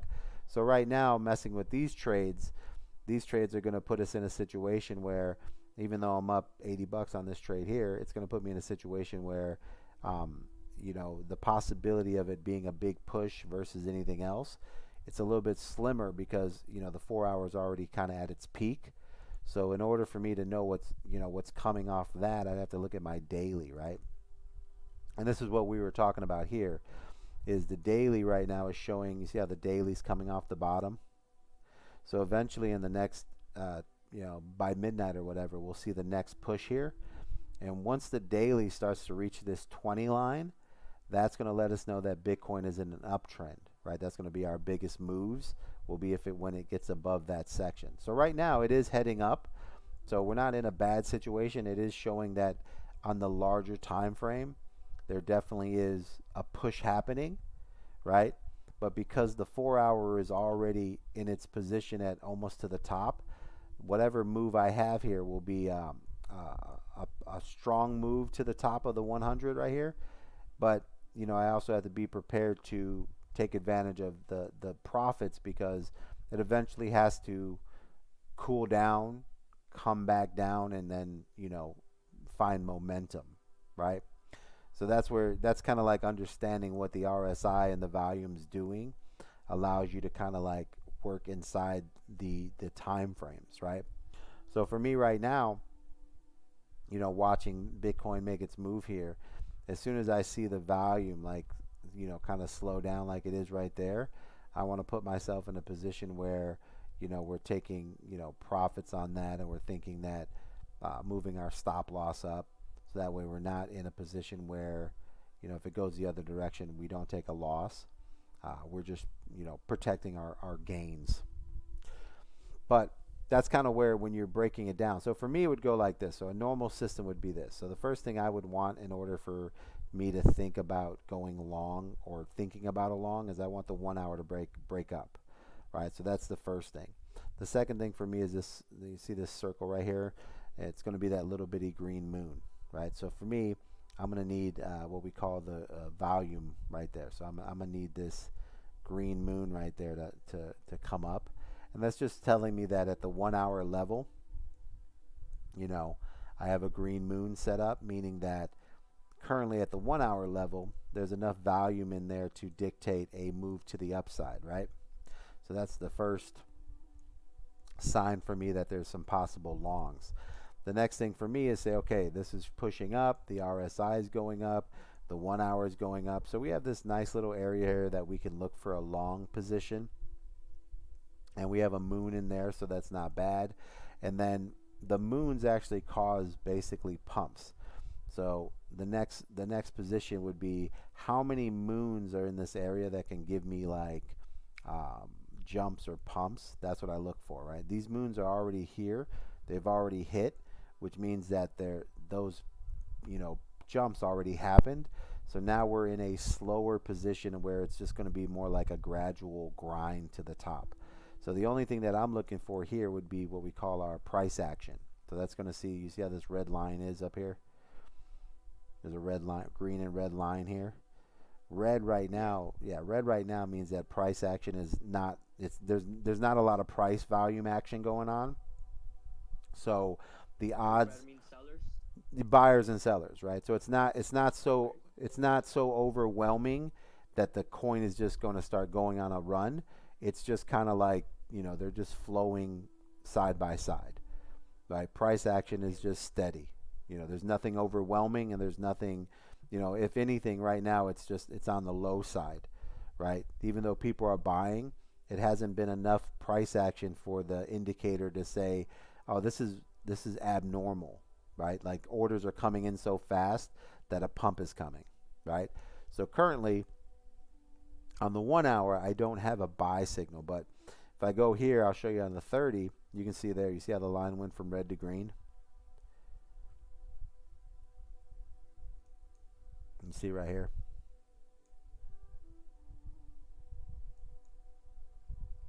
Oh, okay, yeah, I can see. Yeah. So first thing is for me is, okay, understanding that if certain things happen, will I get the result that I want? Remember, I'm looking for a 2 to 3% move, right? So for me to get a 2 to 3% move, I need these things to happen. I need a 30-minute green moon, which is right here. See that yellow arrow? I need a 30-minute green moon to happen. I need a 30-minute red to green price action trend change, which happened. And then I need the 1 hour RSI to be moving on the upward direction, which is what we have here. So you see how we have the 1 hour right there? So currently, those three things right here, this line down here, is telling me that in this particular situation, I can look for a 1 hour move. So here's your 1 hour RSI right here. It's breaking up. We got our 1 hour moon supporting that there's volume here that could, cause a push. And now I can slide down to my 30-minute section, and all I had to do during that time. So you see how the 1 hour was here? And I'm gonna box this up. So this yellow box, I'm gonna move it to the 1 hour break, right? So what happened here, and you can see that white little box right there. This white box right here is basically the buy signal, right? I'll put an arrow on it. So this box here, this white box there, that is actually a buy signal. I'll just make it white so it's a lot clearer for me. But that signaled a buy right there. Okay. Now, what happened here is that this yellow box, I'm gonna turn it white real quick. What this represents is the 1 hour RSI going up, right? So at this current time, the 1 hour RSI inside this white box is headed up. This is the buy zone. Okay. What I need here is I need the price action on the 30-minute to get to a level that represents an area that shows there's enough price action happening that I can get what I want out of this move, right? Which is what's happening when this particular line goes from red to green, right? So what that did for me is that when the buy signal came in, that let me know there's a buy option there. That particular move was about a 1% move, right? When the pullback came, there was a change from red to green on the price action, which allowed me to say, okay, this is a better move here, a more secure move, and that gave about a 1.5% move, right? So those two things happening with a 1 hour RSI lets me know that if I'm getting into those two trades there, once that first trade goes by and comes back and it gets a confirmation on the 30-minute that it's going to go again, then I know that I can get at least a 1.5% move. So it's a secure trade that I can take advantage of, but more importantly, it's where you take profits, right? A lot of times guys will get into these double moves and they'll hold on expecting it to continue to go up, but the volume will slowly bleed away and it'll start to come down. And then eventually you're in a situation where now you're going the wrong direction and there's not enough volume to sustain, the trade. So that's why taking profits or having that target is so important, because it's like having a job. Your job is to take 50% profits every single time and walk away. Right? Doesn't matter if it keeps going, doesn't matter what it does. Your job is to make 10 trades that make 50% profits every single time. So if you're doing $1,000 trade, you're making $500 every trade, and you do that 10 times in a row, and that's all you do every day. Boom, boom, boom. It doesn't matter if it did, extra run, doesn't matter. The law of average is out of those 10 times, did they make the 50%, right? And if you do that every single time, you're making $500. Well, every 10 trades, you got $5,000, which means you only need to do 10 trades in a month, then you can make your $5,000. See what I'm saying?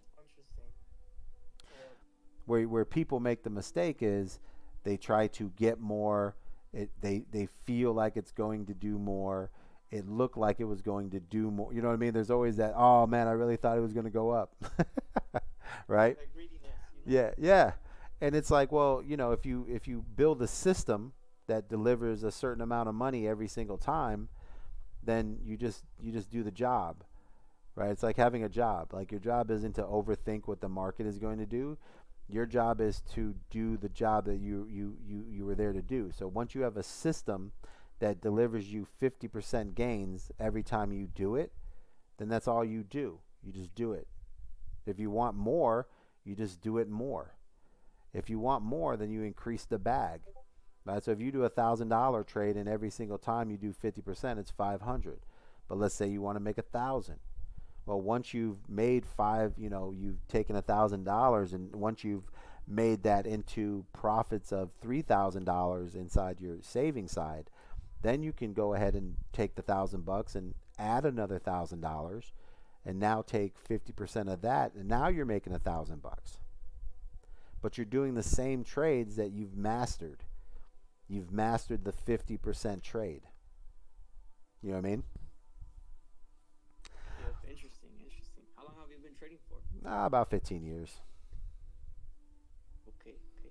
So, and then, to get smarter, you would say, okay, if I'm getting 50% on each of my trades at 1,000, I'll turn it into a $2,000 trade, and then I'll start taking profits at 40%, right? Because that's even less than my 50, and the odds of me always hitting that is even better. And eventually you get to the point where you got 3,000 in there and you're taking 30%. So now you're making, That's enough for the day. yeah, you're making $900 a day a trade, and if you can master making 50% a trade, then 30% is almost half of that. So obviously you're going to hit every one of those trades. The ideal is to limit risk and increase reward. Interesting. So whatever system, Very yeah, you like that, right? cool. Yeah.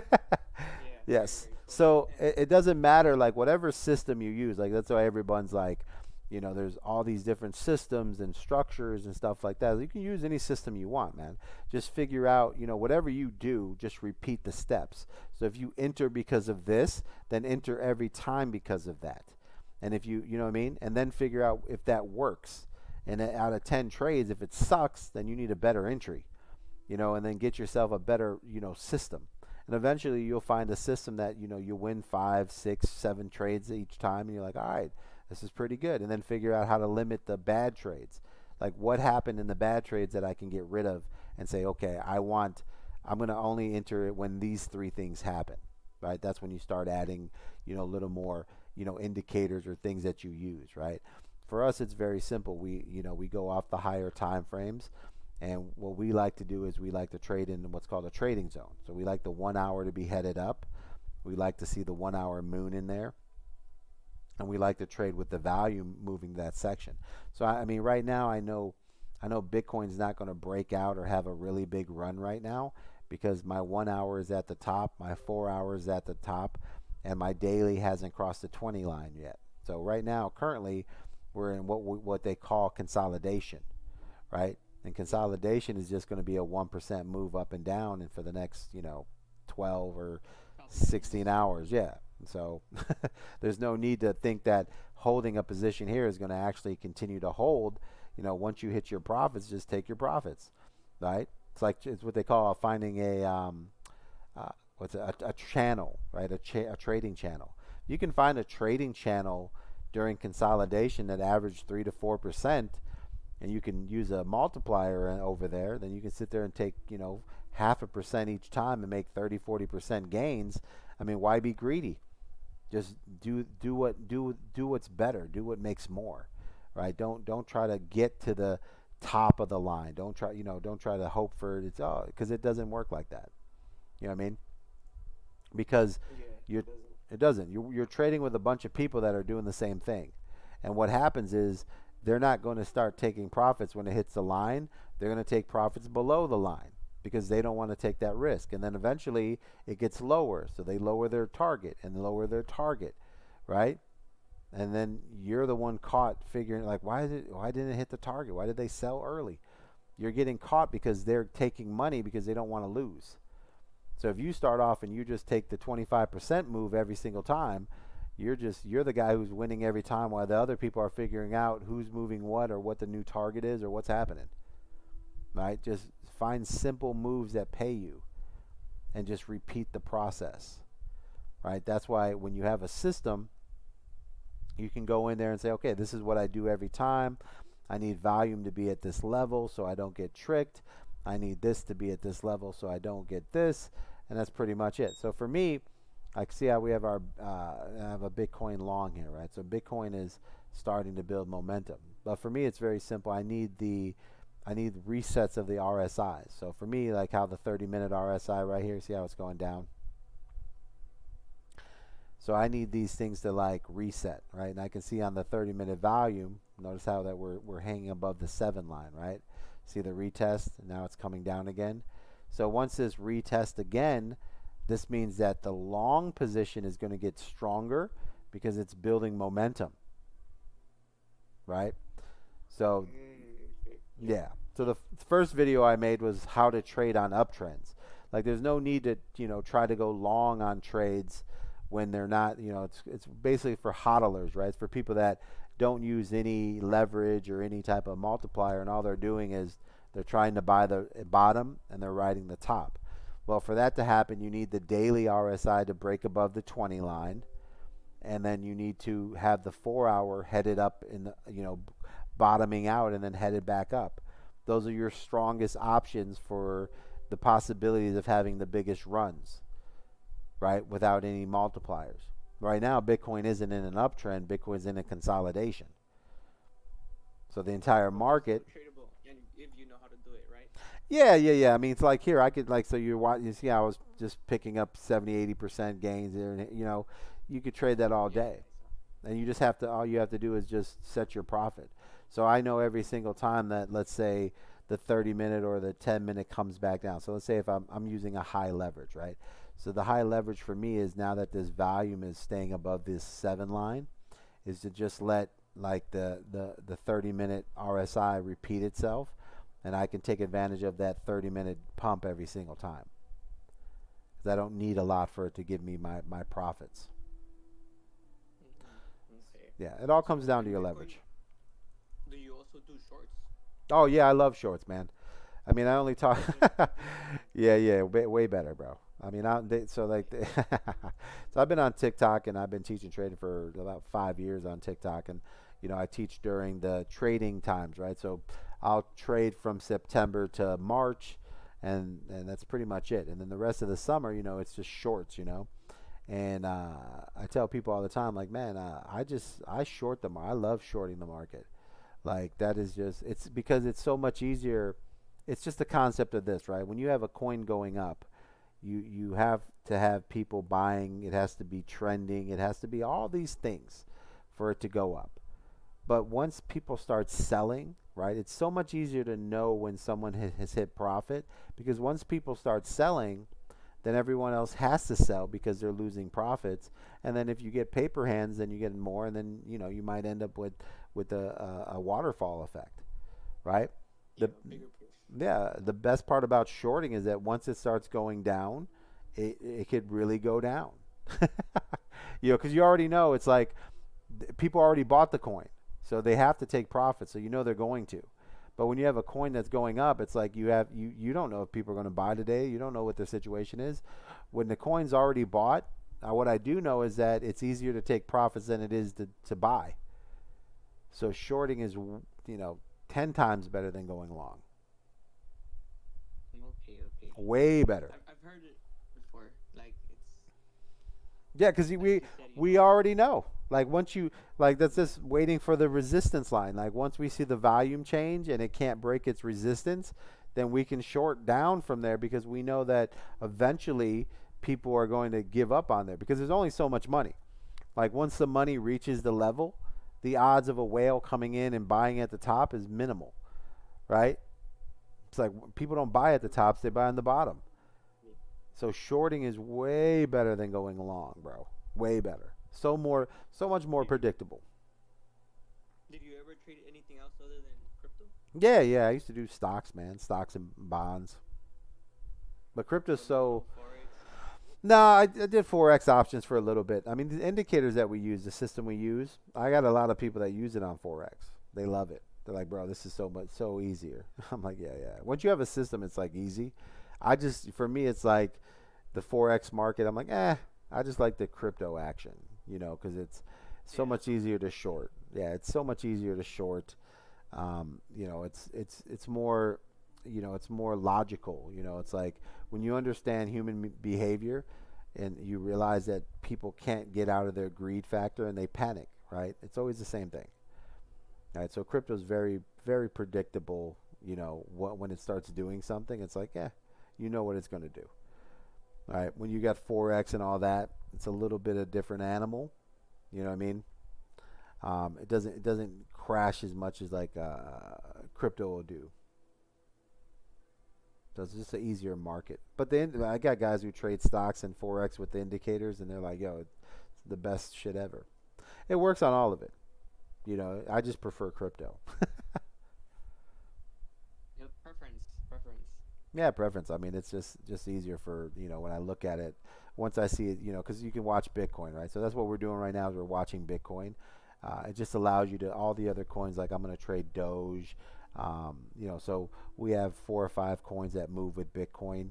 And once Bitcoin starts leveling its marketplace out, then you can jump in your other coins and take advantage of bigger gains, right? So right now I'm just showing Bitcoin because a lot of people are like, ETFs and all that, which has kind of changed the game a little bit because ETFs have allowed the market to stable. Now that you have these bigger money in there, they don't panic sell like everybody else. So now we're just learning. Like right now, you can see this. If we back out of this chart a little bit here, we can see that Bitcoin has a channel that it starts to get into, and those channels are going to be normal. They're going to kind of like be there 2 to 2.5% moves, right? And if we go to like, let's say a 4-hour, you can see the difference in how Bitcoin reacts nowadays. Even if you back it up, you can see that it has a nice little normal pattern in here where it'll level out between 68 and 50, right? But this is like, if we were looking if we didn't have ETFs, that this would be 35,000. I mean, this ain't be down there. So ETFs have basic. I don't really understand like ETFs, like what basically. All that is just basically it's like a bond, stocks and bonds, right? So it allows investors that are investing with banks and hedge funds to put money, part of their options into crypto, well, Bitcoin to be exact, Bitcoin or Ethereum, but they're able to buy Bitcoin for their investors. So like all those baby boomers that, sitting on a couple 100,000, $500,000 to $1 million, who didn't want to go get a wallet, go to Coinbase, buy Bitcoin, right? They can just tell their bank, hey, I want to put 100,000 in Bitcoin. So then the banks or the hedge funds can buy it for them. Okay. And the difference with them is this. Those type of investors you remember, they buy stocks, they buy, the S&P. So they're used to getting, so if you have a hedge fund and you order, let's say you have 100,000, 200,000, 300,000 in there, right? The average return per year is 7 to 10% on your money, right? So if you invested in Bitcoin, that portion of your investment portfolio made 40%. So, theoretically, they made 4 times their return in 1 year.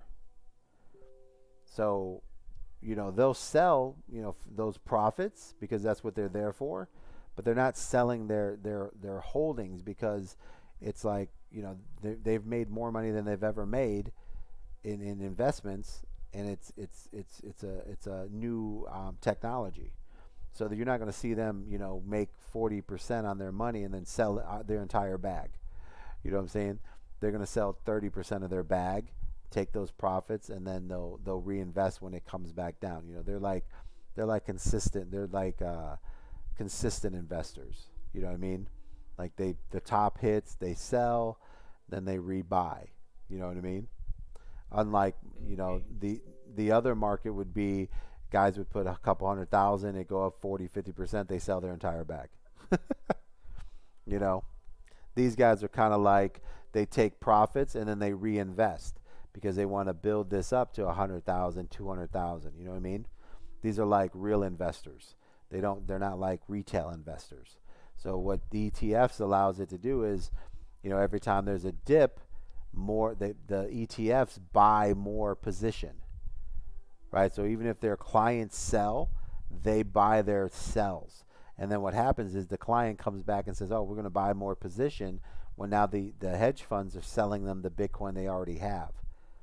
Now, but they've made 30% on it. So now what they're doing is they're stabilizing the market. So it allows us to look and say, okay, yeah, it's just basically liquidity. The money for Bitcoin is just liquidity for the entire market. So right now what we're witnessing is the very first step of adoption and the very first step of investments into Bitcoin. It's starting to show us stabilization. This is the first year that we have ETFs, so this is the first time we're going to get into to see where their money is, right? And so far they've held. So far they've been, the lowest what we had a pullback down to 48,000, which is minimal, but hovered at 50,000. At any other time, that big pullback, you got to realize we're in a bad situation. The stock market is in a bad situation. We're heading towards inflation's terrible. Food prices are up 80%. I mean, there's not a lot of money, man. I mean, for Bitcoin in this situation to hold 50,000, that's huge.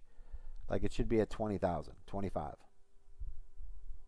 So it's showing resistance in the market. So we're finally seeing a stable type of crypto situation, which is like stocks. It's starting to move towards the stock situation.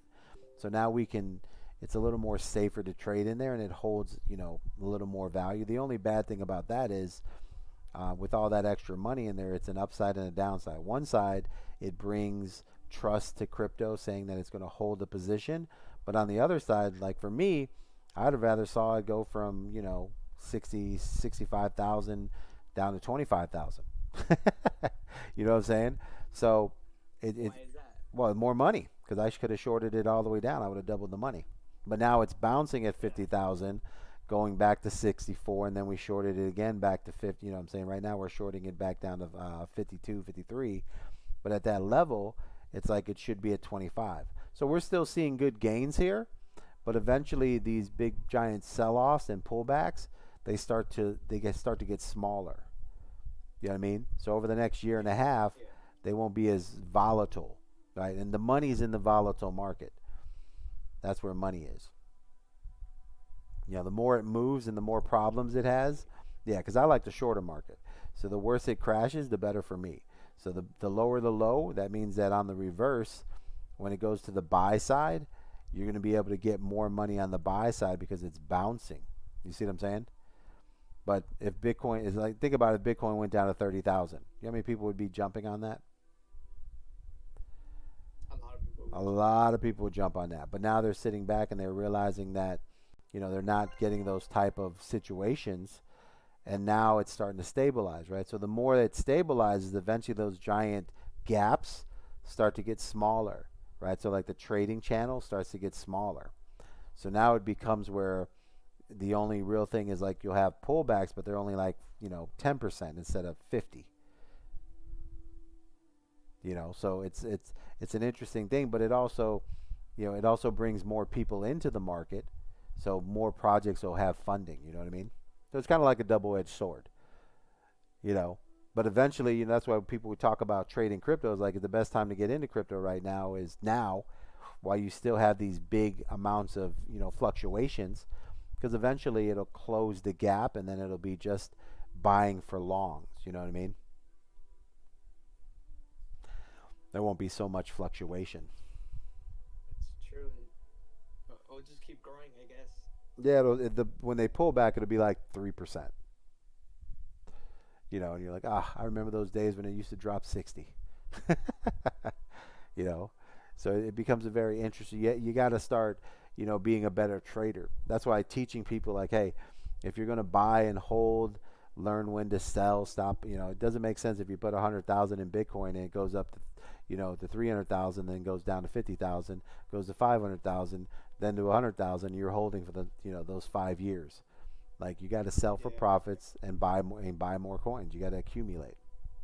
If you're not accumulating, Buy when if it goes back down again. yeah. I mean, you don't have to be the greatest trader in the world, but if you're up, 30, 40%, sell. And when it comes back down, buy back, and you're buying an extra 30%. So now when it goes up 30%, you're making 30% on that 30%. And eventually 3 trades, you've made 100% on your money, and now you're making 60% on your original investment.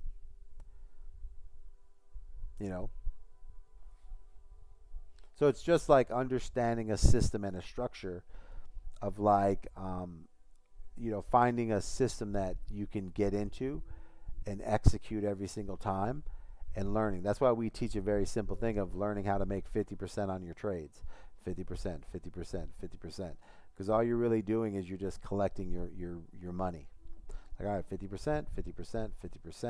And if you do 10 trades a month, right, that's a 500% gains. So if you were trading $1,000, you made 5,000 that month. Now you can take your bag and say, okay, I'm going to trade $2,000. Now I made 10,000 that month. Now I'm going to trade $3,000 a trade. Now you made, you keep moving yourself up. It's like learning how to get to a spot where it's just like a job, brother. Yeah. You just do the same thing. Are you in the U.S.? Yeah, I'm in the U.S.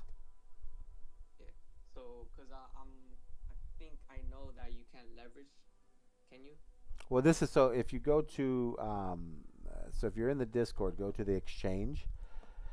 You'll see above you. They'll see like get in. So there's that little thing that says get in. Go there and there's a BitNX. Hit that link right there. And that's a VIP code, right? So it won't ask you for a VPN, and it won't ask you for your KYC.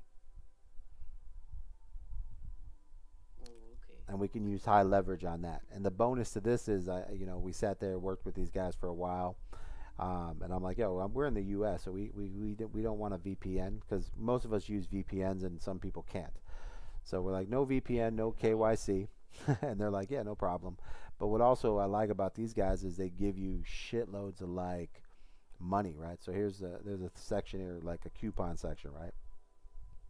And these are just some of the free bonuses. So $5 just for signing in, $10 for a deposit, $20 for this, $65 for that. Here's a $2,000 one. So they gave me $2,000 to trade with. So I turned that into like $5,000. Yeah, so these are just, you can't beat these rewards. Here's a three. That's crazy. Yeah, so when I did that too, they gave me a $3,000 one. Yeah, so I mean, the best thing about this is there's challenges, right? So most exchanges, they're giving away all this money, but you got a KYC. So in this situation, you don't KYC. You just basically have to be using the exchange, and you can join, you can register and get free deposit stuff that you're already doing, and you're just getting welcome bonuses. And it's just, I like that because the other exchanges want you to KYC. They want all your information, and then they allow you to like take advantage of the giveaways, right? And it's like, well, we don't want to do that. That's kind of why we're not in there. So that one's very cool. And then when you join it, that's why we're doing the free lesson. So in the Discord, all the videos will be in here. So once you join that the exchange, you just send us over your user ID number, and then you get access over to these where we're going to put all the lessons. So these would be free lessons for all the new people that are learning. And the only thing they do is they're just using that exchange. And then you got trades. This is where we're putting trades in here. You can see all these guys are posting their basic wins. So it's just teaching basics. Okay. Yeah. So Yeah. that's For what you. example, Bybit, Mm-hmm. you do need it's restricted. Yeah, yeah. We used to, I mean, I'm a big fan I used to use MEXC like crazy and KuCoin. I started on Oh yeah, KuCoin, Maxi too. then I went to MEXC, and then they all Yeah. KYC'd and everything, and I was like, eh. So then, for me, it's not a problem because, I've been in crypto so long, we go around it all. But everyone who's new doesn't understand VPNs, they don't understand alternative IDs. And I'm like, shit. So finally, these guys reached out and they're like, look, no KYC, no VPN, no problem. I'm like, yeah, that's no big deal. Let's keep it simple. So that's kind of where we set everybody up there. And look, that's a nice trade right there. And these are just students. So here's a student who did Popcat and did $2,000 on that trade. It's just basically trying to get everyone who's new coming in set up to where they're just doing simple lessons so they can learn not to lose money. So it sounds weird, but you can actually make a lot of money by not losing it. But that's where you got to start. You got to start with the basics, like don't lose money, and then once you learn, how to not lose money, then you can start learning how to make money. The people make some of the dumbest mistakes, and you're like, why would you? What? Like, man, you're trading $1,000. Like, huh? Yeah. You don't even know how to trade. You're doing $1,000. Who does that? So it's just kind of like I understand for newbies, like I understand how it happens. yeah, everyone's been there, and you're like, what did you do? Yeah. You're like, wow. So it's just about getting the education out there, teaching some basics, like get this under your belt first, and if you can master that part, then we have trading courses and all types of things you can do. But trading courses are set up to once you understand the basics, then you can go make money, right? The one thing it's like when you got new people and they don't understand the basics, you're like, well, we can't even talk about the course because we're talking about just the concepts.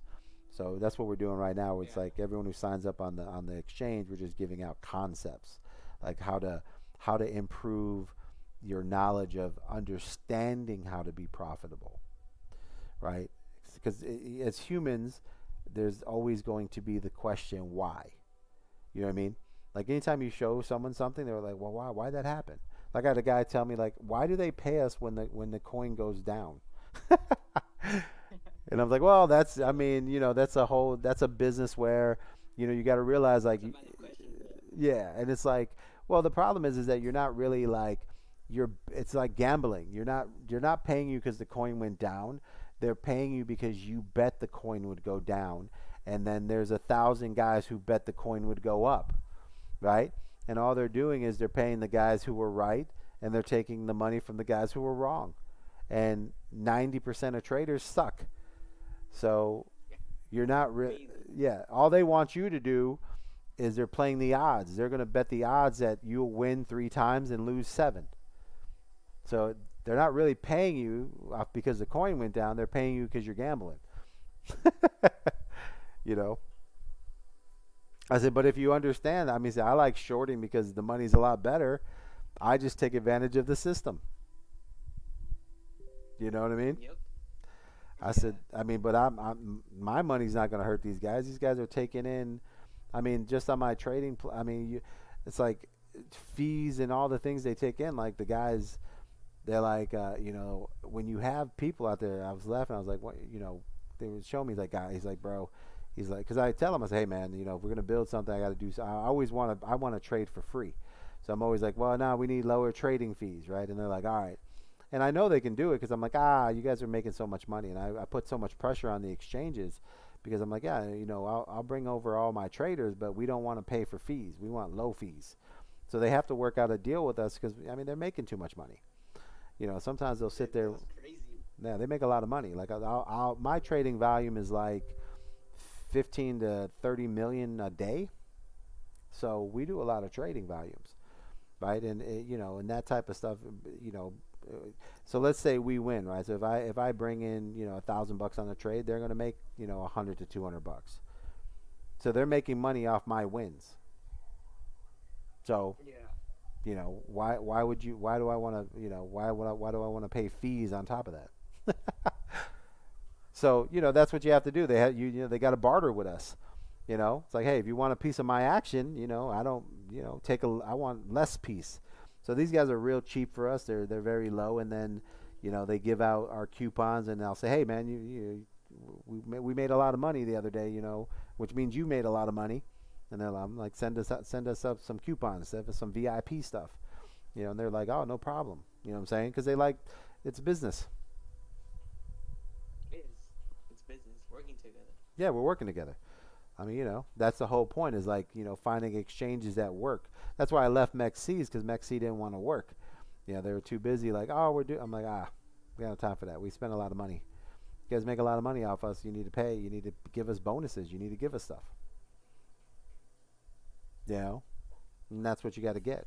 So there's a lot of exchanges coming up that, there's other exchanges that hit me up all the time. They're like, we got this new thing. And I'm always looking for, well, what are you going to do for the traders? Like, how much, I'm more about, getting perks for us. Like, what more do we get? What else do we get? So right now I'm working with an exchange that wants to, give away cash to the traders. So that's why we have everyone signing up, get your user ID, because they're going to give away like VIP sections, coupons, and other things to the traders so they get more perks. Because that's what it's all about, man. Yeah, you got, I mean, that's the one thing about when we got power, man. We just got to use it. So this whole thing here is just teach people, to do better in what they're doing. At least the easiest concept of understanding what they're doing.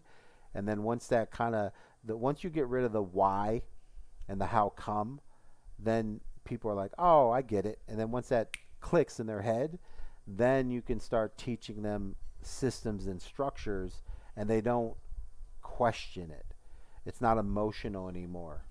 It's simply the job. You don't go to your job and you're working and you're like, oh, you're producing something, and then all of a sudden you're like, if we changed this and did all this, we could produce twice as much. You don't do that. You just take your hourly paycheck and you go home.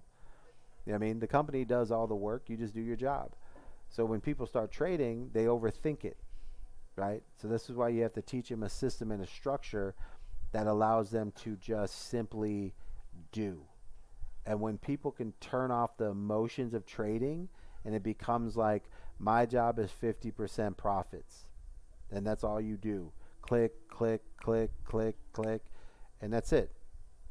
And you walk away and you're like, oh, I did, even if it's $100, $200 trade. If you're doing a $50 profit, I mean, 10 times, that's 500. You can't do 10 trades in a week. You know what I mean? Yeah, it's crazy. That's crazy. Like, you can make your paycheck, doing 10 trades. And this is why you don't have to rush a trade. You can wait for the volume to be right. You can wait for everything to line up. I mean, longs, you have to be super patient, because it's harder for people to buy because you don't know where the money's coming from, right? So for longs, you got to be 10 times more patient. Shorts, you don't have to be, because you already know how much money's in there. You know where people, it's inevitable that people will take profits. That's why they bought the coin. Yeah. So shorting is so much easier. You know what I mean? Yeah, I something that I caught too, that it just, once it starts going down, it bleeds. It bleeds. Down, Yeah, because people panic. They go on. Nobody wants to lose profits, right? Yeah. But when it's going up, people are like, I wonder how high it's going to go. It's harder to get people to buy than it is to get them to sell. It's just natural instinct. It's just human nature. You know what I mean? But this is also why you have to have indicators and a system that shows volume, price action. Yeah, you need all types of confirmation when you're going long, brother. I mean, it is. I mean, personally, me, the longs, when it's like, okay, if I need my 4 hour at the bottom, I need my 1 hour at the bottom, I need all that reset, and I need my daily to be headed up. Like, to me, that's a long. Other than that, this right here, this Bitcoin, this is a consolidation channel right here. Bitcoin up, Bitcoin down, Bitcoin up, Bitcoin down, and then it had a nice little breakout right now, which we got.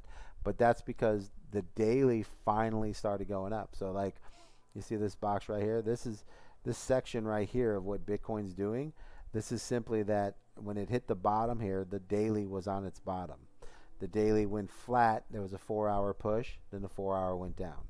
The next 4 hour push was here, and you see what's smaller is a lower low, lower high, and then it dumped even further. And now this next push is because the daily is starting to go up, right? Now, if that daily's, and eventually it's going to have to come back down one more time, and then the daily will break across the 20, the 4-hour will reset, the 1-hour reset, and then we will see the what we call an uptrend. And then we can reach the 200 level right here. We can hit the 200 moving average, right? So that's where you have to kind of like, for me, the next pullback will probably be down into the 50, 55 type areas in there. And we're looking at a 4% move in there, right? So that's kind of where we want to get in there, but that's where it's safe to do longs, right? So that's kind of like the perk of it. Now this over here was, these are where I love. Like, look at these. I mean, look how the shorts look versus the longs. Like, look at that. I mean, that's way better. That's way safer. Yeah. So yeah, I mean, right now we educate people on longs just because it's like that's where they lose the most money. Like, understanding you need extra confirmation, you need extra, everything needs to line up. There has to be more volume. There's got to be so much confirmation for this to go long. Like, it's just the way it is. Once you master some long movements, shorts are easy, because once you realize when a long loses volume, when a long becomes weak, when a long is going to go down, all of a sudden you become a person who's like, oh, I get it. These things are, they're not building up to where I'm getting any like volume or return on it. So then you can just rotate your process and be like, oh, I realize when my longs are done, right? And once you figure that out, then you could just short. Because now you realize there's no volume. You realize that, in order for a long to happen, it needs to break these things. In order for a long to do something, it needs to do this. Next thing you know, you become an expert on closing, and that's when you should be getting into shorts. And all it is reversing the process. Yeah. But the most makes sense. No, yeah, it makes sense, definitely, Yeah. So then, the next thing is just, finding a system that works for you. If you're not in the academy, in the trading academy with us, you just find out, okay, what do I like to trade? Do I get in on the support zone? Do I get on the resistance? When do I make this trade, right? And finding when you make those trades, use the same amount of money. If you're using $10, use $10. See how you do. If you lose 30%, lose $3 on each trade. You do another trade, make it $10, right? Do 10 trades, see how you do. If you win 4 and lose 6, you need to fix something. If you win 6 and lose 4, you're not too bad. You have to limit your losses and check it one more time to see if it's consistent, right? And then you start improving your system to where you win 8 times and only lose 2 times, right? And you just want to make sure your losses are less than your wins. And you just start working yourself up, and now you're in a position where, okay, I'm not losing money, I'm slowly making it, but this is a winning system right here. Can I improve it? Yes. Can it get better? Yes. Can it do this? Yes. But it takes time to work that out. That's the first step, is learning how to get a system that you can do over and over and repeat and get results that allow you to see the progress you're making, and then get in a situation where it's an average. It's a law of average, right? These percentages happen over and over and over. This means that, I win 6 times, I lose 4 times. I'm making average 50% gains. I'm losing an average of 30. So cut your losses down to 20% each, make an extra 40, right? And start tweaking the system. And then figure out where the trades that go bad, what's the difference between those trades and the trades that are winning. And more than likely, 100% of the time, it's going to come down to volume. And you just have to figure out how to read volume correctly, right? And where it needs to be for you to be successful. That's why we have these moon indicators. They help us know when volume's going a certain direction, right? And then that way we know what we're trading, right? And then you start breaking that down. And then once you kind of get in that little zone, if you can get a system that gives you 7 wins at 50% and 3 losses at 20% each, you're only losing 60%. On the other side, you're winning 350. So you're up 280. And if you make 10 trades, that means you're going to do a 2x. So $1,000 every 10 trades is now 2,000 profit. You know, but that's the first thing you have to create is a system and a structure that you can go over and over and over and get yourself in a position where you know that you're not losing. Right? The worst thing you can do is try something, doesn't work, try something else, doesn't work, try something, it works, try it again, it doesn't work, try something else, you know what I mean? You don't know, you don't have you're entering on 3 different things. You're not tracking what it's doing, and you're getting no data to make better decisions. You know what I mean? Yeah, definitely. You're just winging it. You're just hoping. You know? You're gambling. You're gambling. That's all you're doing. You know, it feels good when you win, but it's terrible when you lost. But the worst thing is you can't fix it. Because you don't know. You're changing the variables every single time. So what I'm going to do next is like I'll jump in and I'll create a video where it's just like, okay, here's a very simple system. When this happens and this happens and this happens, it creates this movement. That's what we do 10 times. And then break down a loss, you know, the bags that you do. And that way I'll put a structure video out and say this is just a basic guide on how to know when you're winning or losing if your system needs to change. But you got to do something at least 10 times to figure out if it's winning or losing. And then move it over and say, okay, it might be losing. Let me try this. Let me try this. Right? Find something that works somewhat that you can try to tweak and make better. And if it doesn't, eventually you'll have to find something and say, oh, you know what? This is what I'm going to do instead. And then you'll see your gains go up, and now you have results. Right? Once you have the results, then you can be like, okay, I'm reaching a goal here. Right? Instead of like, you know, one day you're support and resistance. The next day you're doing, you know, relative strength indexes. The next day you're working, you know what I mean? It's like, pick something. Like they all work, you know, they all work. You just have to figure out which one you understand to where you can repeat it over and over. That's the beauty of it. So that's what, you know, that's what I'm going to do. I'm going to make a video. I'll make it tonight where I go in here and just break down the consistency of doing one simple thing. And then once you have that in your bag, then you can upgrade and do things on there. So it's like keeping it real simple. It's not that hard.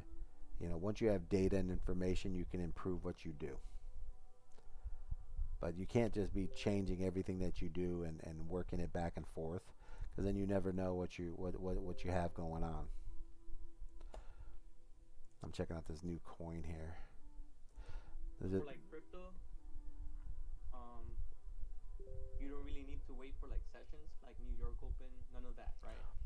Yeah, so you can do, so if you're doing let's say trading in zones, right? I mean, normally the London, so they all help, right? There's nothing wrong with that, right? It benefits you to trade with New York in the morning at 9 a.m. and then also the Asian market at 7, right? 7, 8. And then the London at 2 a.m., depending on where you're at in the world, right? So trading in those sessions help you, but they go both ways. They go up and down. So, I mean, if you're, you know, so if you're trading and you can find a time to trade with a market, like, so if you're normally up at, you know, 2 a.m. in the morning and you want to trade with London, you know, you need to, you know, learn how London operates, right? But it's always going to come down to volume, right? It's going to tell you what it's going to do. So it does help when you're trading with those time frames, because you know that's when traders are active. So you'll have more price action, which will allow you to get into situations that if you see the volume working, the numbers are going to be consistent with what's going on. You know what I mean? So it does help a little bit to have trading with a market, or whatever time you're trading, like learn the consistencies of the time that you trade. You know what I mean? Like, for instance, 5 a.m. Central is normally a time that you'll see markets start to pump, right? Because it's 3 hours before the New York Open, and they want to push prices up before they dump on New York, right? So once you start noticing, like go through the mark. So when you're starting to trade, whatever your 4 or 5 hours that you're trading, right? Start to see like, okay, what normally happens during my time? Like, is there volume or no volume? Are shorts better than longs during my time? When are the peaks of my time? You know what I mean? So that's another thing that you can kind of look at. For me, it's like when we have the indicators, it doesn't matter for me. I'm waiting for an alert, right? So when you see these alerts pop up, they go right to an email. So it doesn't matter if I'm, 3 in the morning, I'm watching Survivor or whatever. I'll get an email saying, hey, for some reason there's volume on Bitcoin right now, right? So my volume would be, I'm waiting for bigger time frames. It all depends on the coin. So let's say let's go take a look at Doge. Because I like Doge because Doge is, it's kind of like the people's coin. A lot of people hold it, but it also has the Bitcoin behind it where it'll operate. So you can see a very simple concept. So you see my buy signals. These white boxes here are buy signals. This is the 5-minute. So every time there's a buy signal that goes off, if I buy on that signal, you can see that normally this push is going to be a 1% move, right? So then I go to my next buy signal, right? And I can see that this move here is at least a 7% move, right? This little section there, you see how it is? Then my next buy signal is about a 1% move, right? So on average, I'm getting at least a 0.5% move, right? This last buy signal happened here, and it gave me a 0.5. You see that 0.5? So I know that every time on my 5-minute, if I get a buy signal, more than likely I'm going to average right now, because right now we're heading to where there's a upward type trend for Bitcoin because the daily is at its bottom. I'm going to see that 0.5% move, right? So I can play that trade.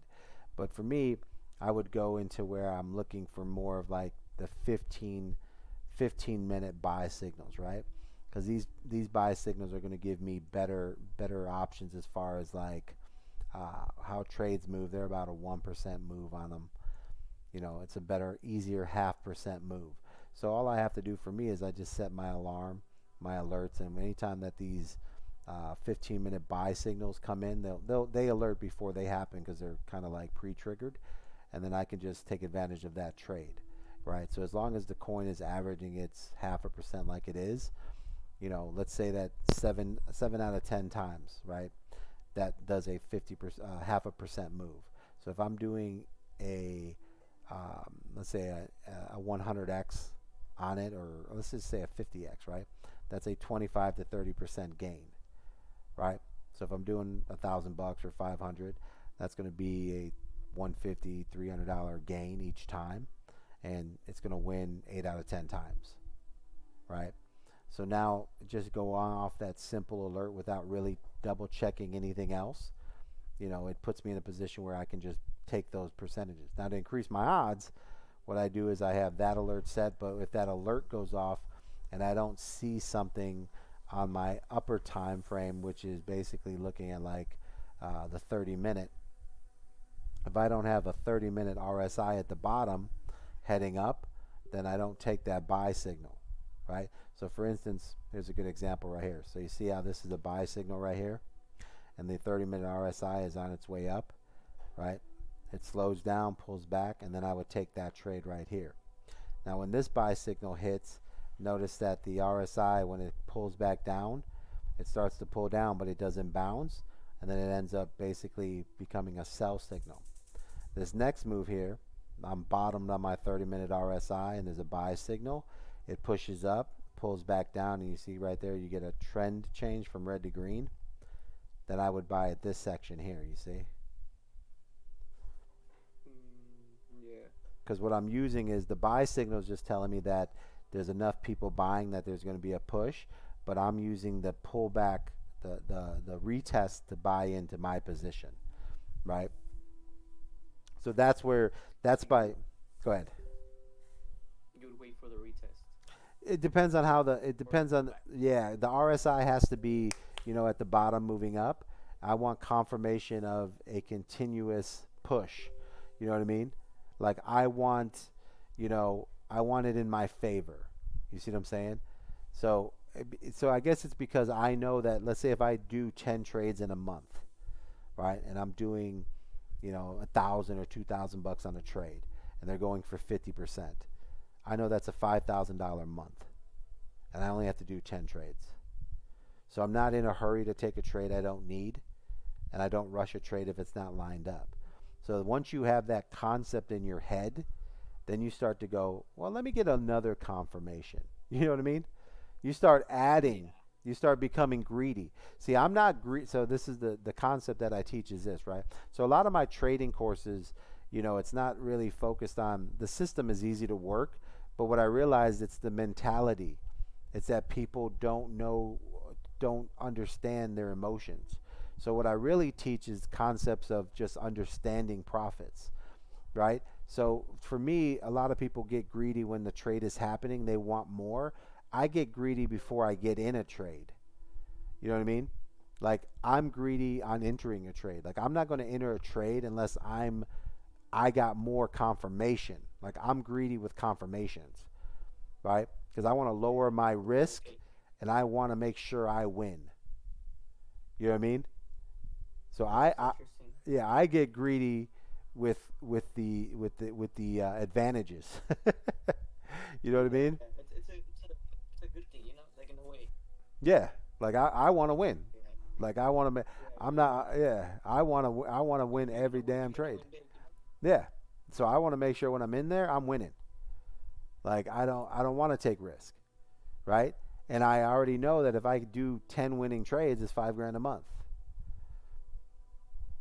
Yeah, I don't care who you are. You're making $5,000 a month. I mean, man, you can sit where you want to sit and relax, hit the pool, go where you want to go, buy what you want to buy. And that's a normal basic, You learn to double that up. It's 6 figures a year. You're not doing anything. So that's the concept of like understanding that you don't have to do 5 trades in a day. You need to do 10 super trades a month. Damn. And once you realize that, you're not in a hurry to make a trade. That's true. That is true. Well. You see what I'm saying? Mm-hmm. So that's where you have to kind of like the patience of saying, I could just wait for a really good trade. You know what I mean? And that's just where you just start moving up your time frames. You start going, let's say I want to get real greedy on Doge, right? Let's say I don't even want to take risk. Well, now I go down and say, okay, instead of, like, it's simple. Like if I go to my 10 minute or 15 minute, right? I got all types of trades here on the 15 minute. I got a long here, short here, long, and they're making money. Right, but what I have to do is I got to go in here and see the average percent that move is. Once I find the average percent of a move, maybe it's 0.5%, maybe it's 1%. Then I got to figure out all those averages. Then this is all mathematics.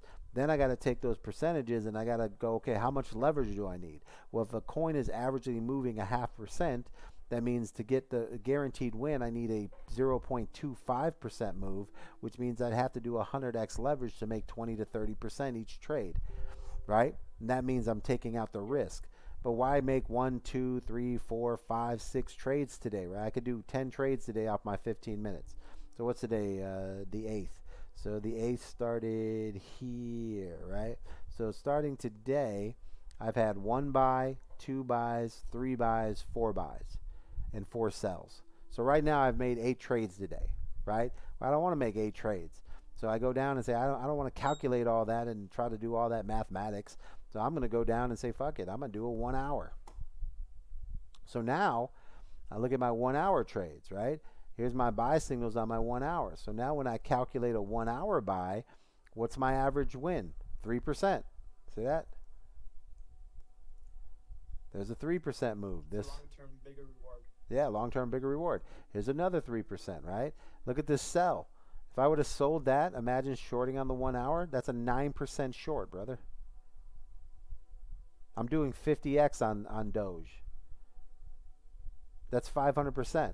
That's $5,000. That's $1,000 trade. That's a $5,000 trade. Interesting. So why am I in a hurry?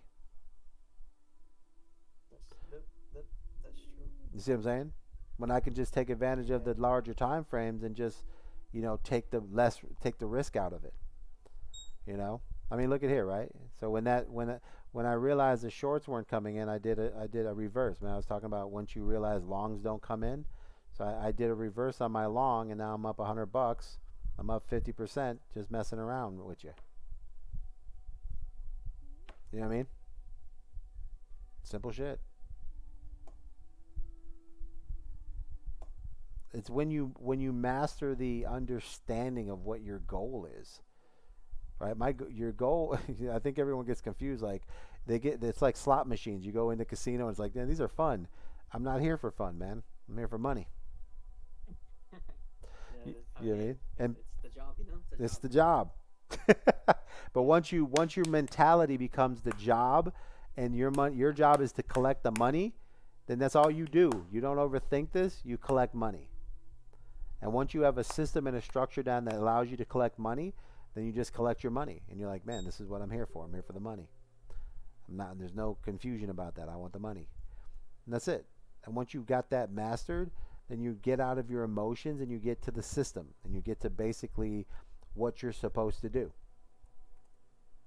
And then you learn how to do it every single time. 50% gains, 50% gains, 50. And then you start going, I mastered 50. I can just take my 30 and win every single time. Now you take out the risk and you get better and better. And then once you have that system down, you just collect the money. If you want to make more money, you just increase the bag. But that's the part that, once you learn the basics of the lessons, then you have to learn the mentality. Doesn't matter if I show you how to make $1,000 a trade if you don't know how to close it. Right? If you don't have the understanding of how to take profits, then you never take profits. So this is why concepts and teach. That's why we're doing the lessons this way this year, is because it's just teaching people all the questions of why, how it works, and then once they understand all the basics, they're like, oh, now it's an emotional game. You got to remove your emotions and just take the money. Once they start doing that, they start getting into situations where they're like, oh, that makes sense. That's okay. Yeah, I normally don't do that. Like, yeah, that's why you don't make money. But once you learn that there's only so much money out there, it's not going to go to the moon every time. You know what I mean? It's not going to happen. Because everyone who bought the coin way down here, so like on the 1 hour here, everyone who bought Bitcoin down here, they bought it so they could sell it up here. So if they bought it down here, why would they not sell it up here? That was the entire point. And profits. That's the point of the game. And at some point, the volume ends and they take money. And that's pretty much the end of the entire thing. And then there's another bounce, and then you have retest, and that's it. And that's how it all works. Once you realize that this is a game of profits, you stop doing the dumb stuff and stop going for the big home runs, and you just say, okay, I'm mastering a $200 trade. I mean, if you master a $100 trade, and you do that $100 trade, 10 times, you're up $1,000. There's no shame in that. It's a pretty good, pretty good run. And you sit there just, learning how to make profits all day. Pretty interesting. It seems simple, but at the same time, there's a lot of time you got to put into it. I think it's emotional. Yeah. Learning the system, once you learn a system that makes money, then it comes down to your emotions, right? And it comes down to mathematics, right? Once you have to come to the understanding that the entire game is buy low, sell high, or watch it run high and then short it low, right? It's support and resistance, right? It's just the concept is finding the middle ground of those two areas so that your success is twice as much, and then executing every time and not going out of that barrier because you feel like it could do more or it might do more, right? It's always that feeling of like, oh, I just felt like it just seemed like it was going to bounce. You know what I mean? Like, dude, just if you're sitting here printing $100 every trade, Who cares what it would have done if you're printing $100 every time? Just keep printing $100. But they say, learn to make $1, do it a million times. Like that's $1,000,000. $1,000,000. What's the problem? Right? It's getting out of your own way. That's the hardest thing. So once we teach the basics and concepts, then people, no matter what system you're doing, no matter how you do it, no matter what you're doing, once you understand it and you start making adjustments and you're able to create something that you understand and you can repeat, then you have to get out of your own head and become the person that, makes the same money over and over and over and says, oh man, if I can do this 10 times in a month, I'll make a lot of money. Then it becomes simple. You don't need a job. You don't need a 9 to 5. Yeah, I don't. Yeah, this is my job. You know what I mean? So, and it, to me, it's like, man, this is and we come up with indicators and processes and all types of things because people are like, man, I'm at work all day. I can't watch the chart. All right, you'll get an email. Goes to your cell phone. Then you can go set a buy signal. You can set the next confirmation, and when the next confirmation hits, then you can go ahead and you can place your buy. You got all day, right? But it's all emotional, man. That's why I like hopping online to get people to come in, because then it's like, what's your experience? What are you doing? How's it feel for you, right? And then it's kind of like he's like, oh yeah, you just get them out of their emotions, This is why I kind of like started getting into trading, because they said it was all about your psychology and all about your emotions. And I thought, for me personally, I thought that was easy, and I still think it is easy. Mm-hmm. If it's all about emotions and your psychology, then there's no way you can't master that, because it's you versus you. Yeah, no, yeah. The hardest thing about trading is the person in the mirror. And that's why I couldn't understand, like there's no way. It seems simple, but if it's you versus you, then that's easier. it gets tough, man. It gets tough because I got guys who'll come in, they'll start the system, they'll start with $50, they'll make $3,000, and then they'll go from trading $100 a trade to $1,000 a trade, and have one bad trade and lose 300 and be like, why did you jump from 50 to 1,000? Like, why didn't you just go from $50 to 100? Like, what was the concept there? Because the law of average, you're going to lose sometime. You got to minimize your losses. It's just because it's like it's the emotional ride, and got to realize when you're trading $50 and it goes down 30%, it's only like 25 $30, 20 $15. When you have 1,000, it goes down, it's 300. You get emotional. You panic, like, oh shit, 300. Yeah, and that's where people get through that moment. They're like, it's one thing to see negative $15. It's another to see negative $350. Especially when you've never seen that, and all of a sudden you decided to trade $1,000 instead of 100. It's like, oh, why'd I do this? Now you're like, okay, well, if you just did something 40 times in a row, and those 40 times did X, Y, Z, why are you concerned? Just make it keep going, keep it going. Yeah, just keep it going. Just do what you've been doing.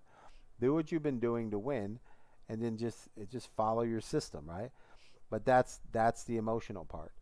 It's the ability of everyone, getting to that position that they just panic in those positions because it's another situation that they haven't been used to.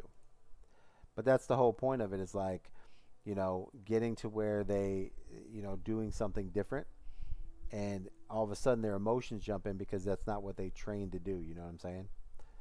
They trained to do a little bit different stuff, and now they're in that position, and now they haven't seen that before. That's why I say when you're paper trading, it's good to start off to learn how to use the functions that you want to use. But at the end of the day, you got to use at least $5 or $10, because losing $3 or $4, it's like you're losing something, right? And you got to start building up that tolerance of emotions. Like I got a funded account when I first started, and I passed it the first week. Nice. Yeah, because I had to learn where, obviously, like, in futures, I don't know about crypto yet, but market always wants to reach liquidity. Yep. And, well, I'd hold my positions for hours. I'd be down like a K, 2K, but I knew that where Eventually. market wanted to go. So at the end of the day, I'd end up making money, Yeah. And that's what I'm saying. Like, and I passed my. it's a thing where when it's paper money, you're like, yeah. But you got to remember, if you were sitting there and you had 10,000 of your dollars in there and you were down 1,000, you'd be like, starts to feel a little different. Like, ugh, Yeah, that's I $1,000. was, but then like I ended up passing it, and my problem where I blew up my account was when I started trading when I wasn't home. Like I'd be out, and I just think I could trade anywhere. No. Like, that's what I mean. Like, And the impatience of not understanding that I only need 10 trades this month. I mean, if you're out, you're out. Enjoy your life. You'll find 10 trades. yeah, you'll find a trade when you're home, or Yeah.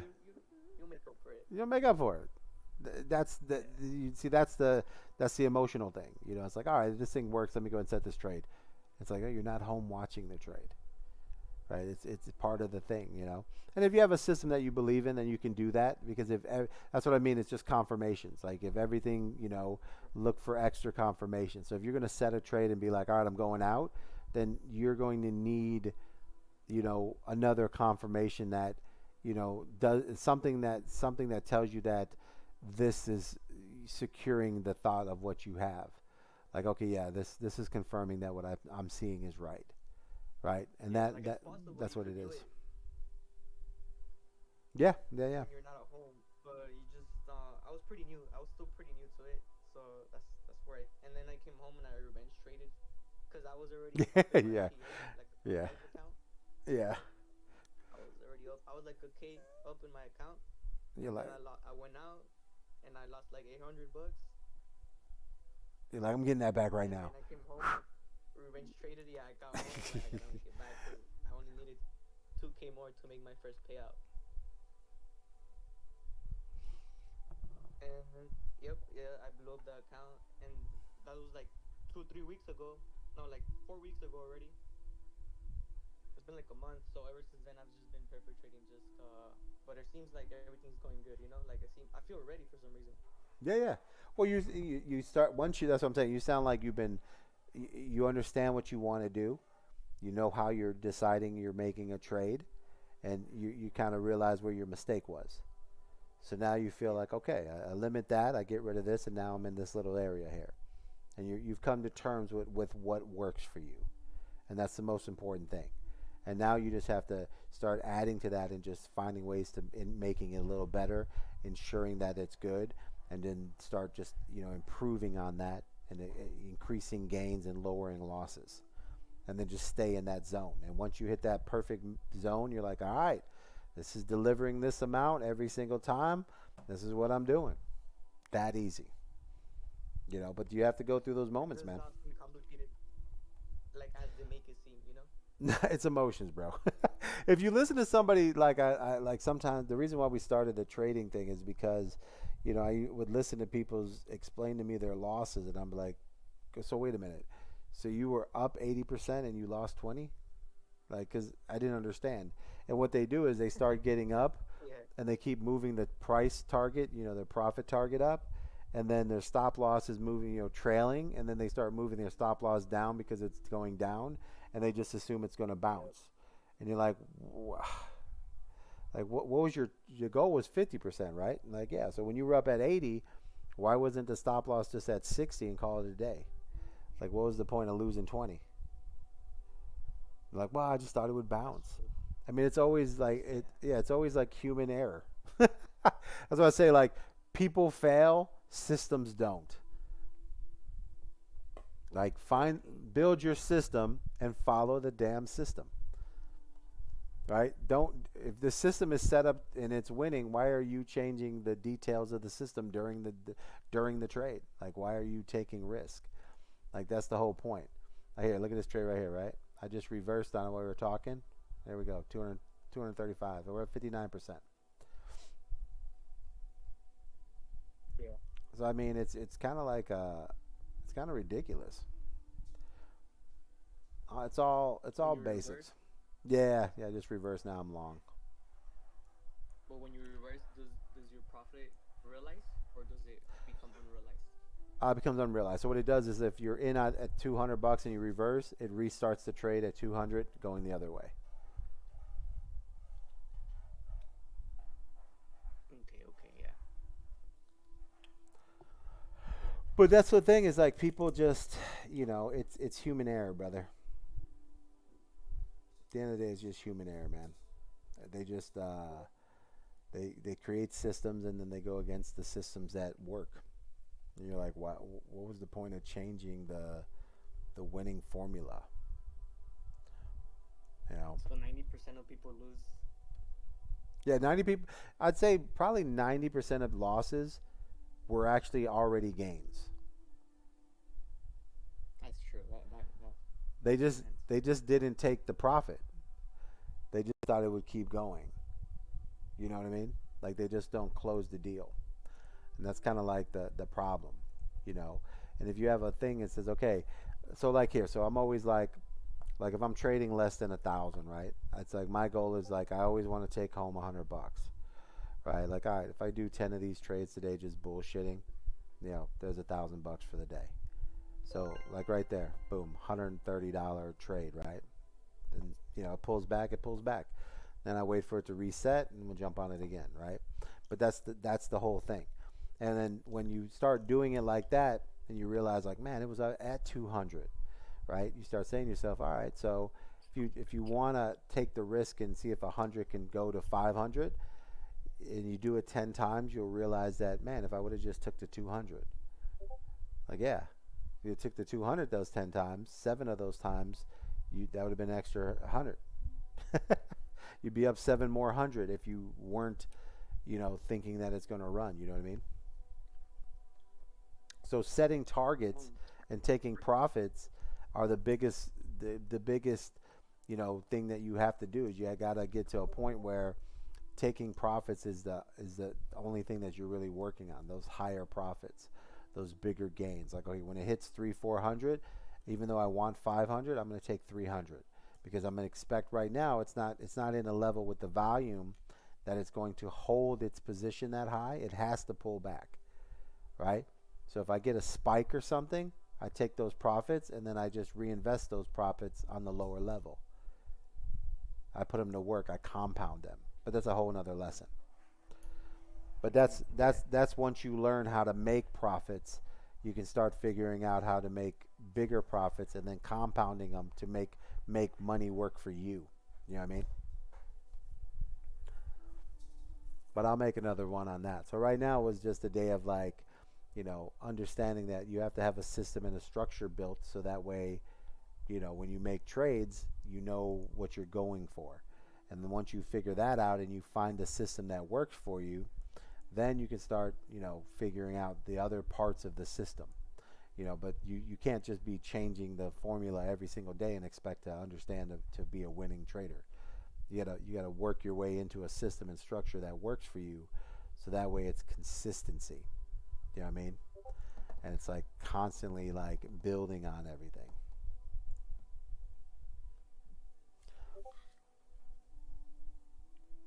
Yeah. I feel like people on the internet, like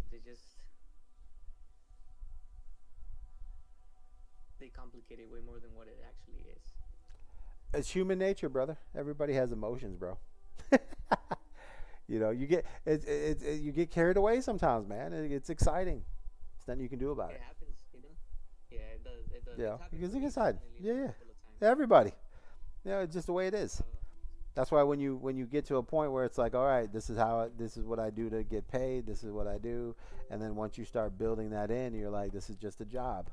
And then boom, And then you see, then all of a sudden you start increasing the bags. You go from $100 bag to a $200 bag, 200 to 4 to 8. Next thing you know, you're doing $3,000 trades. You're taking 30%. It's $1,000 a trade. You're like, man, this is easy.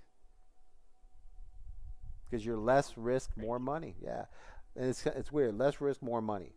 Everybody wants to take more risk, and then they make less money. It's like you're working against yourself. Got to remove the emotions. Got to understand that whatever pumps up is going to come down.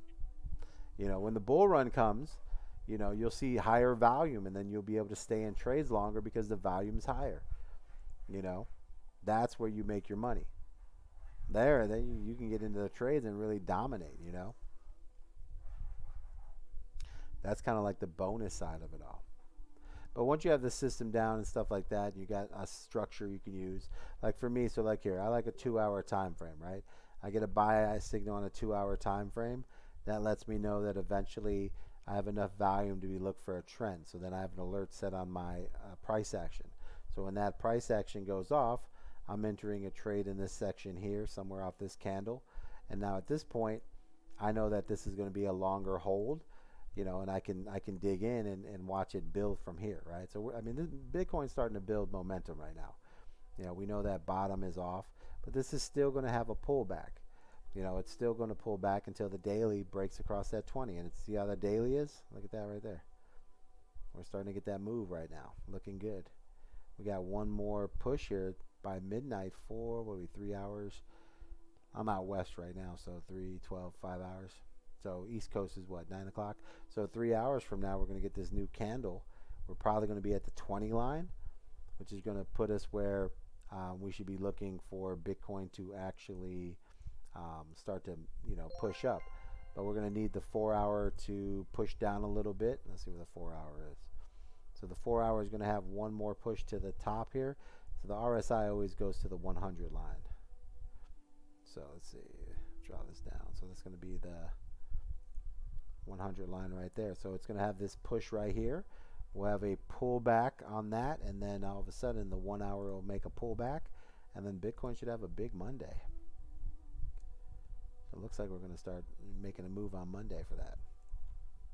So we're getting there. You just got to, for me, it's like waiting for everything to really line up before we put in some big money. And then that move will be a 3% move at like 100x with a $2,000 trade. Shit.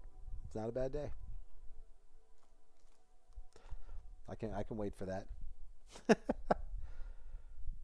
But that's where you have to just, less trades, more money. Make trades that are more, profitable. And that's where the mastering of the trade is. It's just really honing your skills, man. Honing in your skills. Giving yourself a situation where you're just buying at the right time, And the one way to know that you're doing something good is basically this, right? So if your stop loss is set at 30, and out of 10 trades, you monitor how far your negative is, right? So if let's say you get into a trade and you constantly fall 30% negative before it goes forward, right? Or 40% negative, right? That means you're bad at your entries. So you need to go reassess when you enter because your entries are bad, right? You should only go back 15 to 20%. You see what I'm saying? Yeah, that's the reason. Like usually, like the pullback retracement in order for it to keep going up, right? Right. Yeah. You don't want your pullback to constantly be in the 40s or whatever, because then what's happening is that you're entering wrong. So if you're entering wrong, that means you need to figure out like how come you're entering at a bad position. Like your entry should be, your pullback should only be 15, 20% pullbacks, And if you're bad at your entries, then what you need to do is recalibrate your leverage or whatever you're doing, to make it where it doesn't pull back that far. But you need to work on your entries because you're getting in somewhere too early. Then once you master that part, then you're like, okay, my entries are better. That gives you, now it's just allowing you to know that the trades that you're making are in better entries, and you can be more confident when you get in there. So those are the type of little things that you just kind of have to work out with what you're doing based on your system, and finding the little things that help you to make your decisions a little bit cleaner.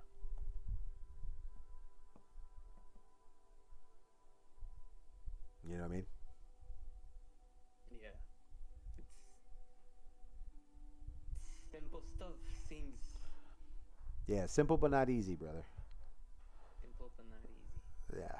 Easy you can put together any way you want. It works because it's easy. Simple, it can go together nice. It seems real simple because you have instructions, but if you do something a little bit off, it can go to hell. That's why you hear everybody always yell, "It was so simple."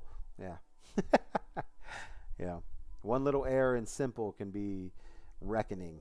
Can be a tough time. Very simple, man, but you gotta find the rules and things that you sit in, and then once you have those rules in place, you just kind of build off those rules. That's the key. Keep it simple. Find a process that works for you, and then just trim it up a little bit, polish it up a little bit. But to me, it's like always the guys. Set those profits, take those profits. It's a lot easier to take $100 every time and then keep going, because when your bag is growing and you make a bad trade, it doesn't hurt as much. Like, all right, won't do that again.